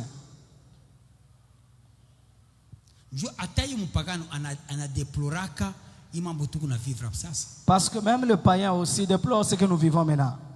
Na mpagano anasema papa baya bunapita. Ah, même un païen va dire, ah, le mal dépasse. Baya bunapita. Le mal va de mal en pire. Bunakuwa ni système. C'est devenu un système. Jo ile Mungu atapomonea dunia. C'est pourquoi Dieu va détruire le monde. On peut continuer. Au verso Le temps de Noé. Les jours qui précéda le déluge, ile siku itangulia mvula, les hommes vaguaient chacun à ses kila occupations. mtu alikuwa makazi yake, Mangeaient, buvaient, kuria kunwa, jusqu'à ce que la porte de l'arche fût fermée mpaka pale mulango ya safina ilifungwa, et tous furent détruits par le déluge. na bote bakabaua kwa mvula. Shikia mbele paifashi. Écoute d'abord à ce niveau. Nikusema aina njia hivi tunafanya maprojet Ce n'est pas parce que nous faisons des projets, inaweza kumwarete Mungu ça peut arrêter Dieu. au inaweza kumretarder Mungu. Ou ça peut retarder Dieu. Aina njuu banatafuta kutengeneza dunia Ce n'est pas parce qu'on cherche à arranger itaweza kumretarder Mungu. qui peut retarder Dieu. Non, à part. Na ile temps bantu balikuwa biko na vivre normalement À ce temps-là aussi, les gens barikuwa naishi kama usawa. jusqu'à ce que balifunga mulango ya arche. Mpaka na pale balifunga mlango ya Maana safina. mpaka vitu kuna vivre. Tel que nous vivons, Yesu anaweza kurudia. Jésus peut revenir. Hakuna kile kitamwempeshe. Rien ne peut l'empêcher. Paka hivi tu kuna vivre. Tel que nous Parce que vivons. bantu wanawaziaka sia. Parce que les gens pensent que Yesu acheze kwa leo. Jésus ne peut pas venir aujourd'hui. Nini tamretarder? Njoo ya projet yako ya mariage? Qu'est-ce qui va le retarder? Ton projet de Non. mariage. Itamretarder nini? Njoo ya projet wa faire voyager? Et ce qui va le retarder, c'est ton projet de voyage. Parce que ile siku Yesu atarudia. Parce que le jour où Jésus va Bengine revenir, batakuwa mu voyage. il y a ceux-là qui seront en voyage. Bengine batakuwaka ku commune bila fa mariage civil. Il y a ceux-là qui seront à la commune dans leur mariage civil. Ni temps yake ile anapenda kufixa. Rien ne va le retarder, c'est son temps qu'il a déjà fixé. Je vais quoi ya Noé. Et Ta l'autre quoi j'ai?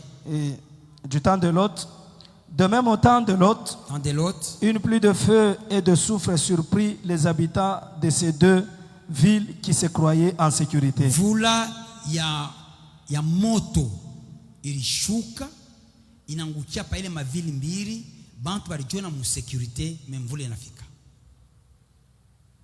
Ndio sema sécurité Ukingo, ilikuwa na wazia que tu crois, haitampeshe Yesu kuingia kukubeba mu nyumba yako, ne peut pas empêcher à Jésus d'entrer et de te prendre dans ta maison. haitampeshe kudétruire dunia, Ça ne va pas empêcher la destruction du monde.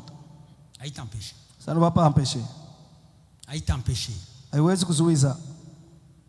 Yesu atakuya, Jésus va venir. hata unijikuta huko chini mabunker, atakuya lwaka ile ile itamwempeshe. Même si tu te trouves dans des bunkers, lui il va venir. Il n'y a rien qui va Hata unafanya l'empêcher. nini ataingia. Et même si tu faisais quoi, il Temps va. ya Lot, C'est du temps de l'autre. bantu walijiona mu sécurité. Les gens se croyaient dans la sécurité. Kila mtu alikuwa souple genre protéger vie yake. Tout le monde était souple pour Même protéger. vule ça. lishuka ya moto Mais la pluie du feu est descendue inabachoma moto. et ça les a tous consumés. Joma image mbili Ce sont les deux images iko en rapport na retour ya Christ. qui sont en rapport avec le retour de Christ. Ki Biblia nasema La Bible vile dit, ilikuwa kata ya Noé, comme c'était dans le temps de Noé temps ya Lot, et du temps de l'autre. ndio vile itakuwa pa temps fils de l'homme. Et c'est ce qui se passera au temps Maana du Fils de l'homme. événement inaweza kuexpliquer bien hivi tu kuna vivre hii temps ni temps ya Noé na temps ya Lot. Les événements qui peuvent bien expliquer ce que nous vivons pendant ce temps, ce sont les événements du temps de Noé et de Lot. Paragraphe suivant.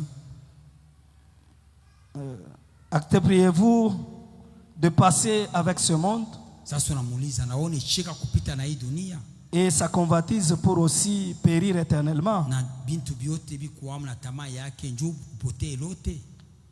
Votre réponse est non, Mtu wote atasema paka hapana. je suppose. Njoo vile tunawazia shebota, mtu wote atasema hapana, shipenda kupita. Pour sauver votre vie Juu ya kuokoa maisha yenu, et échapper à cette ruine imminente, juu ya kuokoa kuile bubaya buko tayari kufika, accepte Jésus. ichika Yesu. Accepte Jésus-Christ comme votre Seigneur et Sauveur personnel Sawa Bwana na Mwokozi wako pour avoir la vie juu ya éternelle. kupata uzima wa milele. Car c'est aujourd'hui le jour de votre salut. Ni leo siku ya wokovu yako. Njoo pale naishia. Le jour du salut. Le jour du salut, c'est le paragraphe. Il y a un autre Non, paragraphe. là c'est un verset biblique dans 2 Pierre chapitre 3 verset 10. Okay. La Bible dit ceci: les jours du Seigneur viendra comme un voleur. Siku ya Bwana itakuwa kama vile mwizi. En ces jours, Ile siku les cieux passeront mbingu itapita avec fracas. na makelele Les éléments embrasés na vitu vyenye kuteketeza se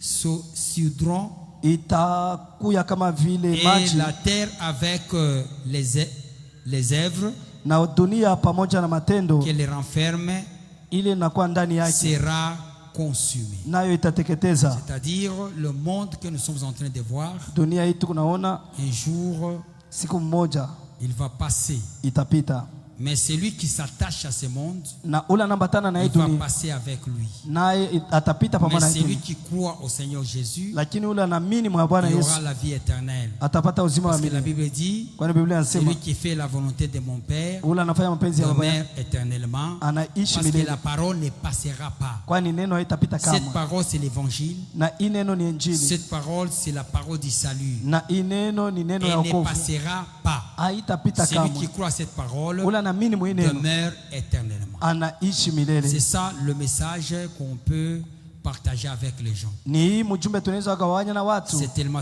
trop simple. iko Il mwepesi faut kabisa. présenter seulement l'état du monde Inabidi kuonesha hali ya et dunia donner la solution na kuleta jibu, qui va permettre à échapper à cette ruine imminente. na ile itasaidia kuepuka kuiharibifu karibu na Il faut kufika. échapper.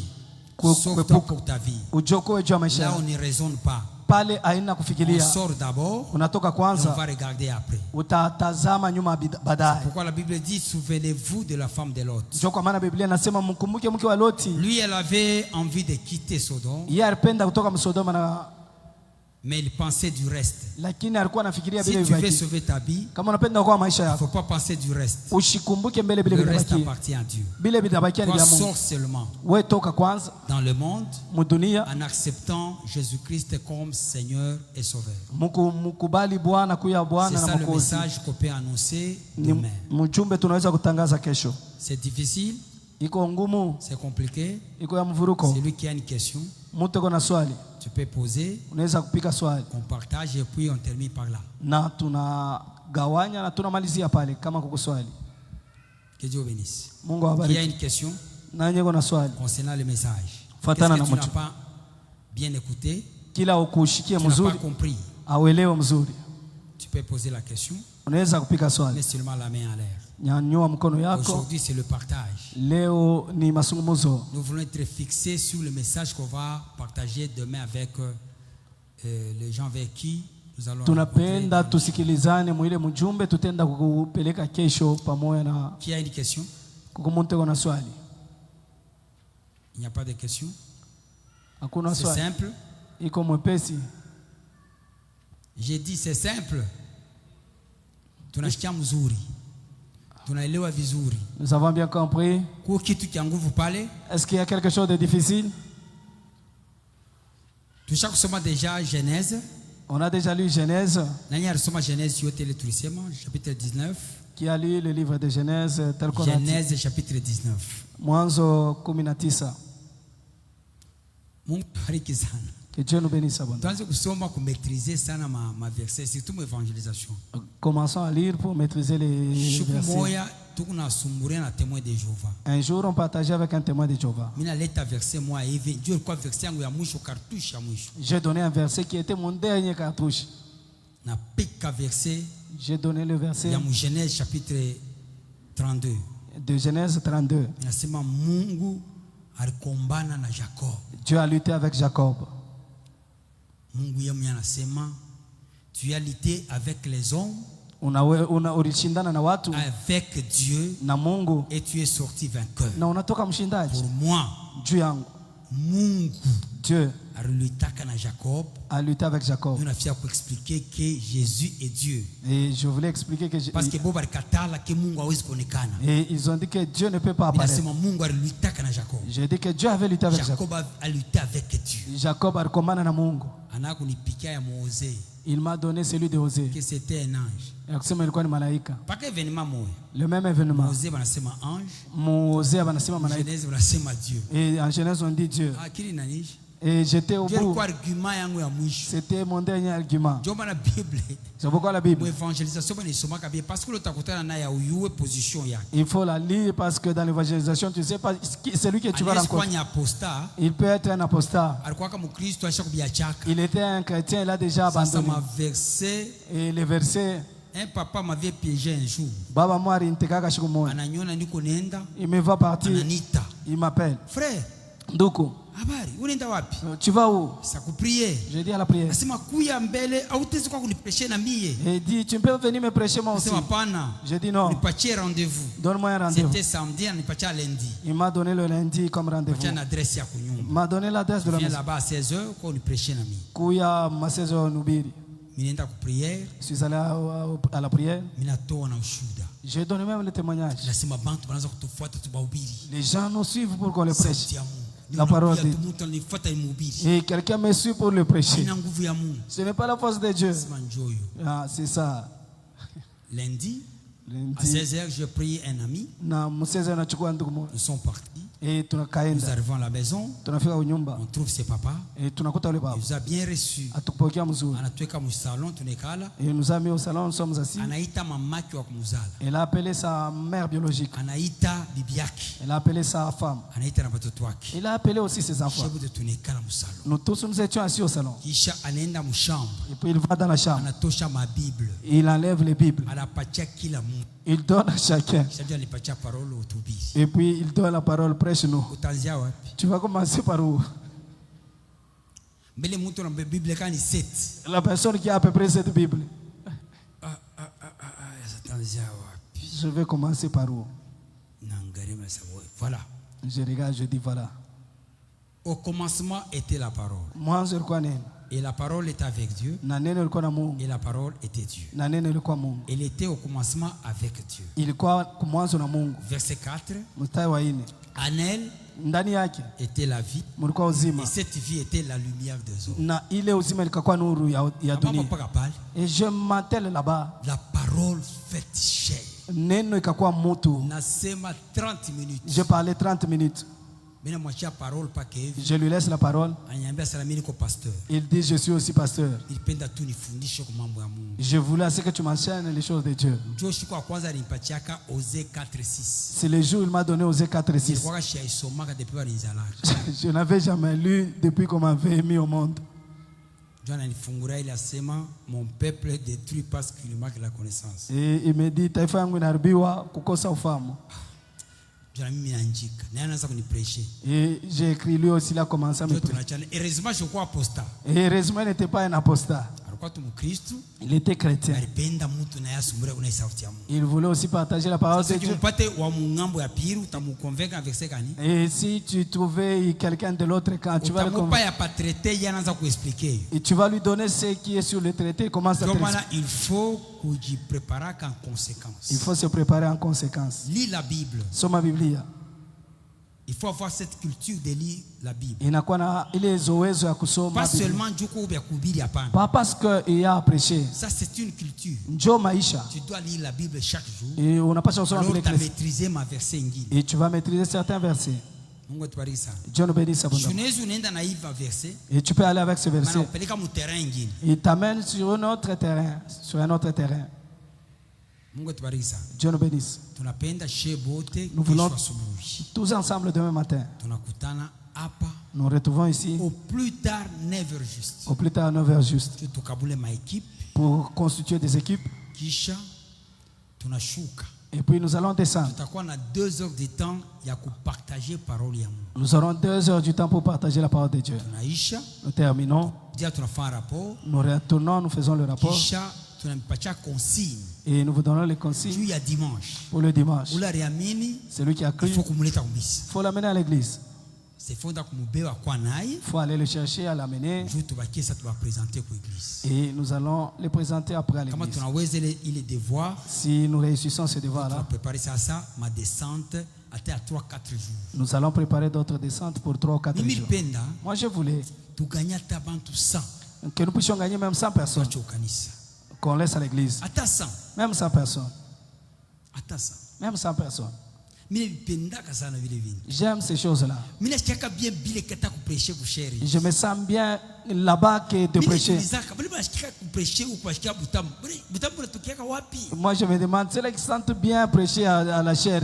Mina pendaka Moi, j'aime évangélisation l'évangélisation. na kubiri dans les petits groupes. Na ubiri mankuji kidogo. Parce que moule bile j'exprimaka bien que mon assemblée mushima. Là, je m'exprime bien que dans l'assemblée. Assemblée mushima moko mélange. Dans l'assemblée, il y a le mélange. Komea batotongo wa hivi. Il y a des grandes Kama personnes, des nasema ni enfants. ba serviteurs. Et si on dit ce sont des Oui, serviteurs, ba serviteurs. tu prêches les Ba serviteurs, évangélistes. les évangélistes. Bili paka bien ba évangélistes. Tu prêches les Ba évangélistes, imbaji. les musiciens. Bili paka ba imbaji. Tu prêches seulement les Ma musiciens. couple. Les couples. Unobiri paka makupu. Tu prêches seulement les couples. C'est facile que kubiri mukikunji kia bantu ba mingi sana. C'est facile de prêcher que de prêcher Parfois dans... mobile tatusha hata boti. Peut-être la prédication ne va pas toucher tout le monde. Kesho tufanyie ni evangelisation. Nani yuko tayari? Qui est prêt? Nani yuko tayari? Qui est prêt? Paka bauko hamuna tayari. Ici, vous n'êtes pas prêt. Mungu na mambo ufanya. Vous avez des choses à faire. Tushimame mbele kidogo. Arrêtons-nous d'abord. Tukwebe tufanye kazi. Venons d'abord faire ce Kama travail. itakuwa possible. Ça sera possible. À part kesho À part demain, tukafanya evangelisation. que nous puissions faire l'évangélisation. Présenter 100 personnes ya kuikala hivi. Que nous puissions 100. présenter 100 personnes assises comme ça. 1, 2, 3, 4, 100. Inawezekana. C'est possible. Inawezekana. C'est possible. Inawezekana. Utapenda kanisa kama watu wasabe na kuyamo. Et tu aimeras l'église lorsqu'il y a de Parce que nouveaux bantu venus. basasa banachanja culture ya église. Parce que les nouveaux venus changent la culture de l'église. Kama mkanisa hamuna ba receveur, Si dans l'église il n'y a pas de kana receveur, hata ma modérateur utashanga wanakoa tu kwa receveur twende ville nyora wako. et tu sentiras même un modérateur en train de dire tu risques d'être épousé par Mais un comment receveur. tu parles, Alors frère, ville, par ville, ville. receveur? Mais si dans l'église il y a aussi des langage receveurs, inajimika mkanisa. ce langage ne va pas Parce que ni exister. ba frère bantu wana chekumi. Parce que ce sont des frères qui donnent aussi Mais la les dîme. receveurs. Mais ils sont receveurs. Tunacha sasa kusema mubaya. Si on parle comme ça, c'est comme si on est blessé. Kanisa hamuna bantu makuta sana. Si dans l'église il n'y a pas de gens friqués, Tashikia tu kwa nasema Ah, on mambo va- ya Mungu haina makuta. les choses de Dieu ce n'est pas Usipata l'argent. makuta mais unapotea. Tu peux trouver l'argent, Kama la kuya amo mais s'ils sont là, on change de langage. frère betu. Parce que ce sont nos frères. Wasema tena mubaya. On ne va plus encore parler à Kama mal. mkanisa hamuna ba autorité. Si dans l'église il n'y a pas d'autorité, Katongo paka ta ba on ne autorité. craint pas les autorités. Kama la kuya amo Mais s'ils sont là, atuta bataya on tena. ne va plus les citer. Sema evangelisation. C'est-à-dire l'évangélisation Changeaka culture ya kanisa. change aussi la culture de l'église. Kama kanisa évangélisé, Si l'église n'évangélise pas, mazoezi na kuyaka. les habitudes naissent. Kesho busubuhi, Demain matin, nous serons ici à 9h juste au plus tard. pourquoi pas 9h juste au plus C'est tard. parti à 8h30. 8h30, Pourquoi pas 9h? nous sommes là. 9h Juste tunaanza déjà kurepartir ma équipe. juste, on constitue déjà l'équipe. Tunashuka ondo kone champ d'évangélisation vile kalaka. Et nous allons descendre pour connaître le champ Ndio d'évangélisation. teshimia ulo kunaye kumpembeni. C'est pourquoi tu vas respecter ton voisin. Bale muganye kwa bei. On l'a gagné par un prix. Ndio teshimia na baganyeur d'âme.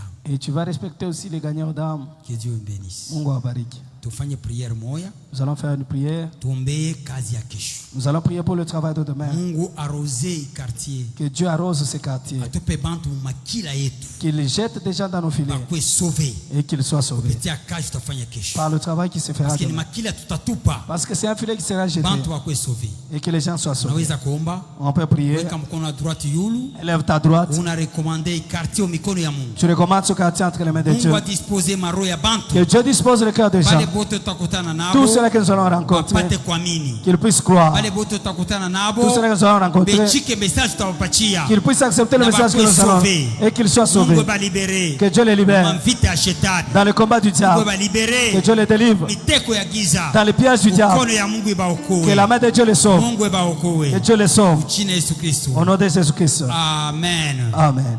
Que Dieu nous bénisse. Mungu atubariki. Tunaishia hapo. Nous terminons par ici.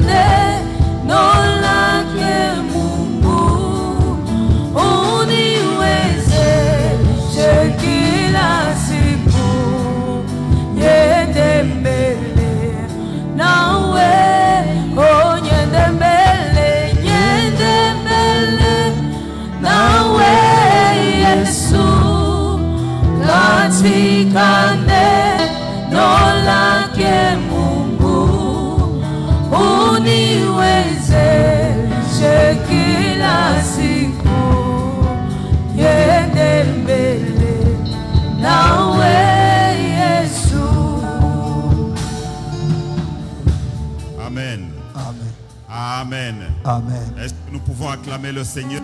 Eti tunaweza shangilia Bwana.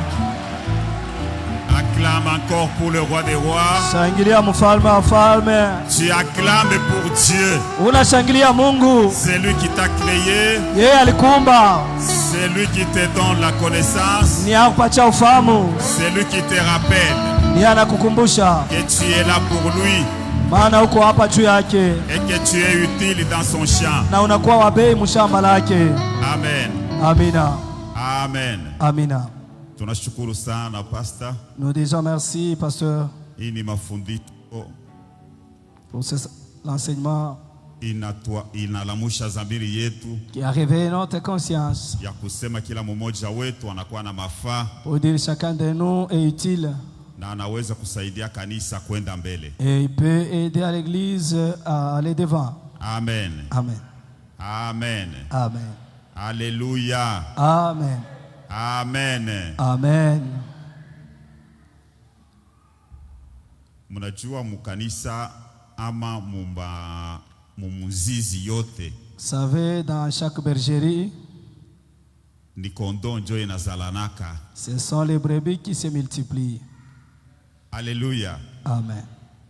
Kama unavuka bankuku, aina wewe unavuka bankuku utajijumulisha bankuku bakwe mingi. Et si tu élèves les poules, ce n'est pas à toi de faire sortir encore d'autres poules pour qu'ils se multiplient. Wanapaswa kujijumulisha. Ce sont les poules entre eux, entre elles.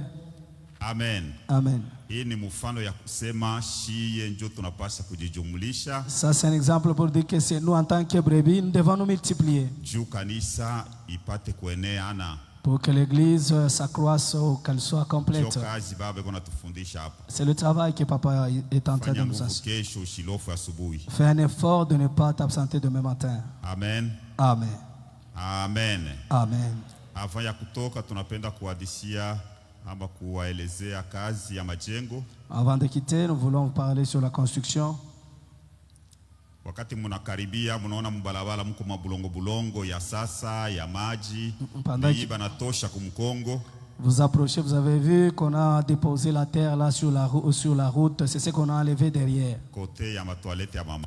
du côté des toilettes de maman. Tulisema inafaa batengeneze kule baweke madal. Nous sommes dit qu'il faut qu'on arrange là-bas, qu'on y mette des dalles Juu tuanze kupita kule mzuri. pour bien y passer là-bas. Amen. Amen. Batatengeneza ni kote yote hii batatosha deja mchafu. On va arranger tout ce côté ici, on va enlever la saleté Juu ya kutengeneza kufanya fondation na kuweka mur. pour préparer la fondation et aussi élever le mur. Mais kwa hapa kazi ile kwako Mais présentement, le travail qu'il y ni a, ya kutengeneza kumkongo c'est arranger là derrière. ba kule deja madal On puisse couler les dalles kusudi kukue deja sawa.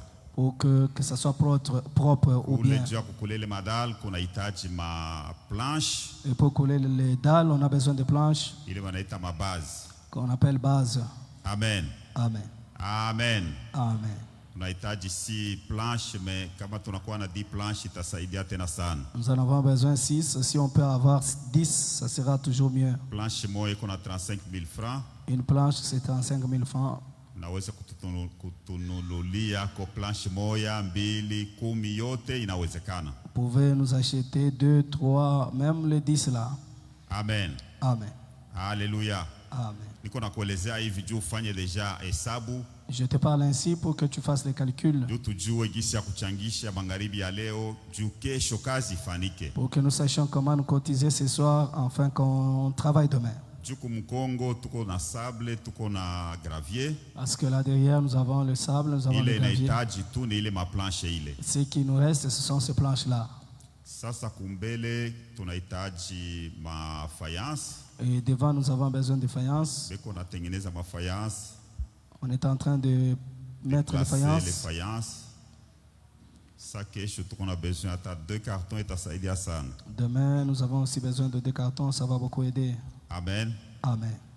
Ni ile fayanse ya bleu ile iko inje mu makolone. C'est les faïences de couleur bleue que nous voyons là à l'extérieur, au niveau des colonnes. Carton moja iko na $50.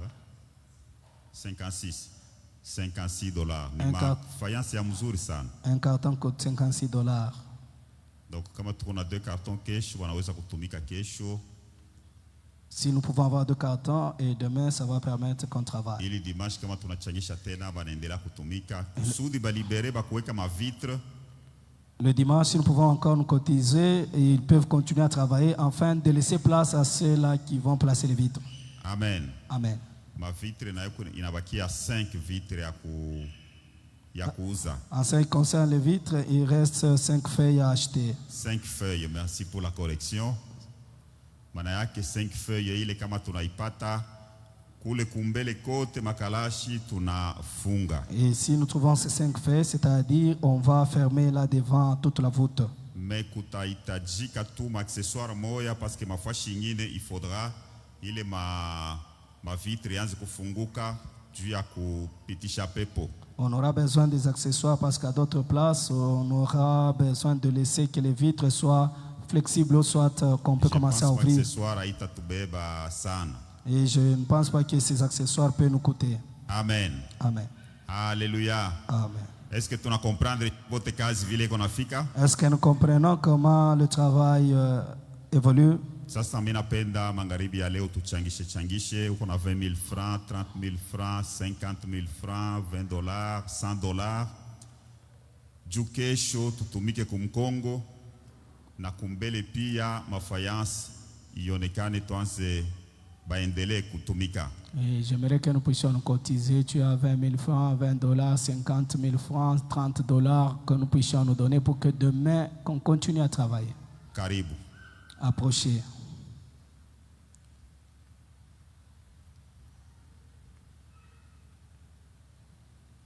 Frère, karibu huku.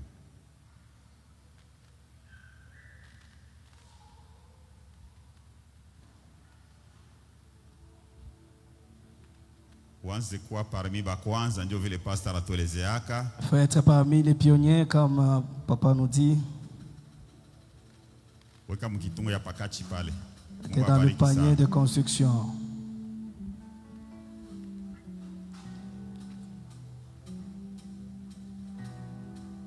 Vous avez 20 000 francs, 10 000 francs, 5 000 francs. On a quoi? On a 20 000 francs, 10 000 francs, 5 000 francs.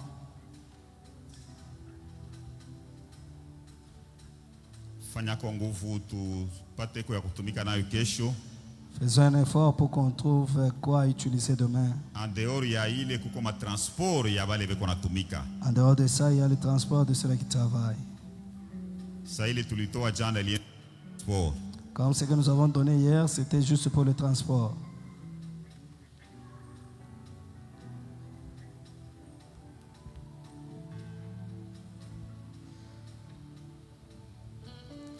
Hapa pakati hapa peko na problema tu yatoa hapa. Au milieu ici, il y a un problème, on n'a pas encore offert. Ile yote uko nayo unaweza ukaribia tuchangishe. Tout ce que tu as, tu peux approcher, on cotise. Karibu. La poche. Frère, simulisa mutatoa leo. N'est-ce pas, vous avez dit que vous allez offrir aujourd'hui.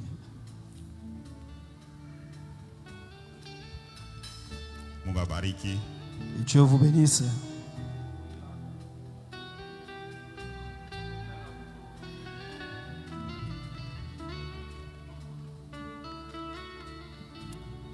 Sasa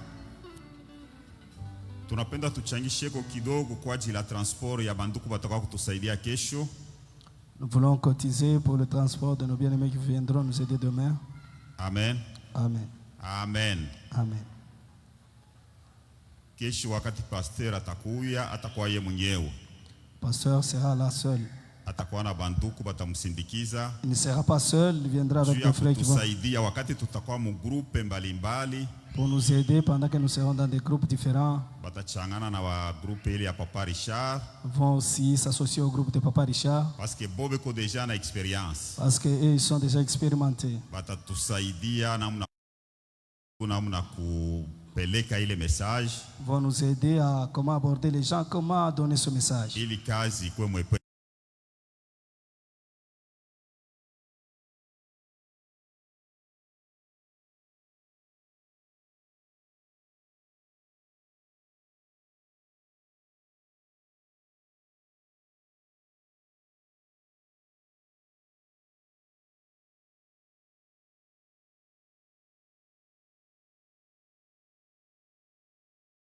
Na roho ya mzuri.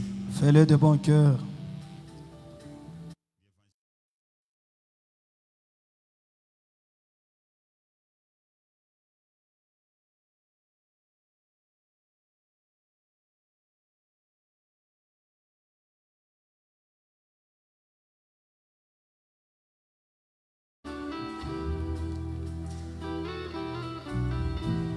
Beko na kuya kutusaidia.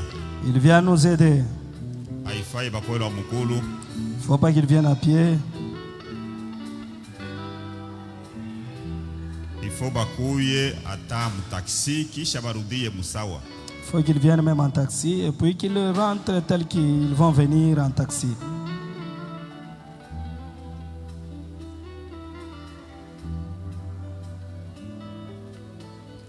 Mungu atubariki sana. Que Dieu nous bénisse abondamment. Amen. Amen. Haleluya. Amen. Sasa tutabeba sadaka ya kawaida tutatoa. Nous allons donner nos offrandes habituelles, ordinaires. Uko na chekumi, karibu kwa kutoa chekumi. Tu as ta dîme, tu donnes et tu passes ici, on va prier pour toi. Babebe ile kitunga ile. Bashoeke sadaka. Karibu tutoe mala mwa sadaka batusalie. Et venons donner nos offrandes et puis on va prier pour nous et nous verrons comment sortir.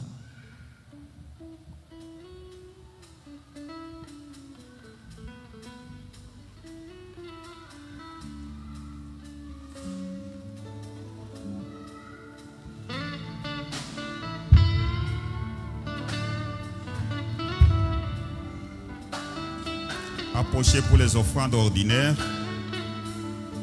Vous avez la dîme, ne retournez pas avec la dîme.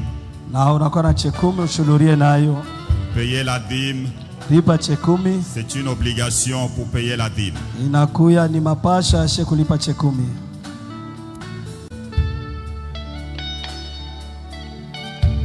Unatoa sadaka unarudia hapa nafasi. Tu donnes ton offrande, tu rentres à ta place.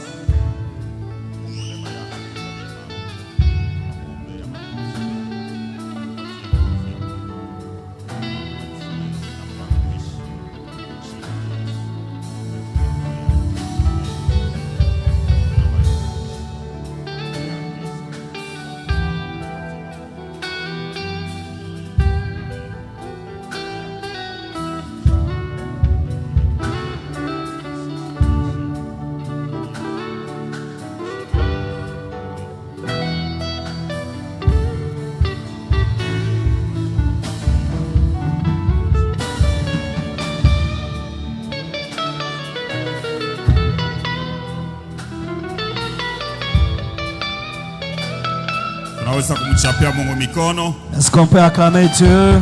Chapia Mungu mikono. Acclame Dieu.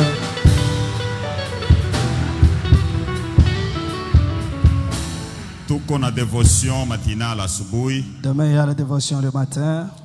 Bale batakuya kwa ajili ya kazi ile mala mwana kuiriria tu devotion unawakia pale. Et ceux-là qui viendront pour le travail de demain, tu viens directement à la dévotion et tu restes là pour la suite. Il y a d'autres groupes qui viendront nous trouver ici. Et nous allons partir ensemble. Amen. Amen. Alléluia. Amen. Amen. Amen. Amen.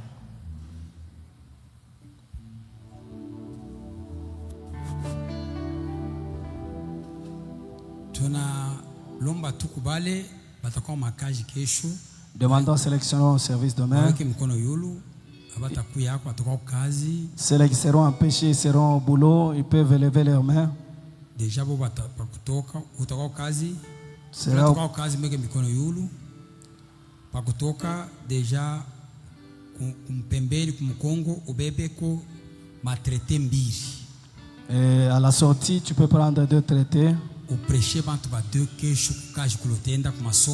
Tu vas prêcher 2 personnes au boulot, à l'école, là où tu vas partir. Parce que nous autres, nous serons ici.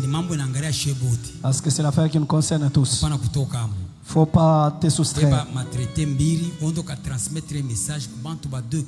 Et prends 2 traités, tu vas aller transmettre ce message à 2 personnes au boulot ou à l'école.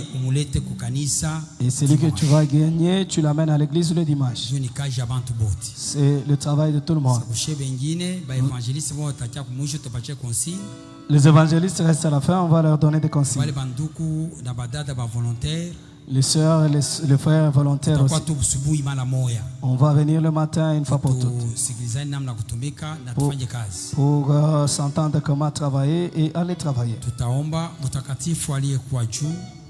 Mungu wa mbinguni, Mungu wa mbingu na dunia. Tunarekomande taifa yako mikono yako utusaidie. Na kwa hii muziki urieka kuro ya mtumishi wako juu ya evangelisation ipate kuya contagieuse na ipate kutumia mtu wote akwe naye contamine na ile message. Bwana Yesu utusaidie kupitia vision ya mchungaji weza kuweka pa kanisa. Bwana wa uwezo shabati tupate kutumika mimi mawazo manafsi kwa kesho juu ya maendeleo ya royaume na ya kanisa hii. Utupatie nguvu. Tunaanza kutoka hapa, tembea pamoja nasi katika jina la Yesu Kristo. Amen. Amen.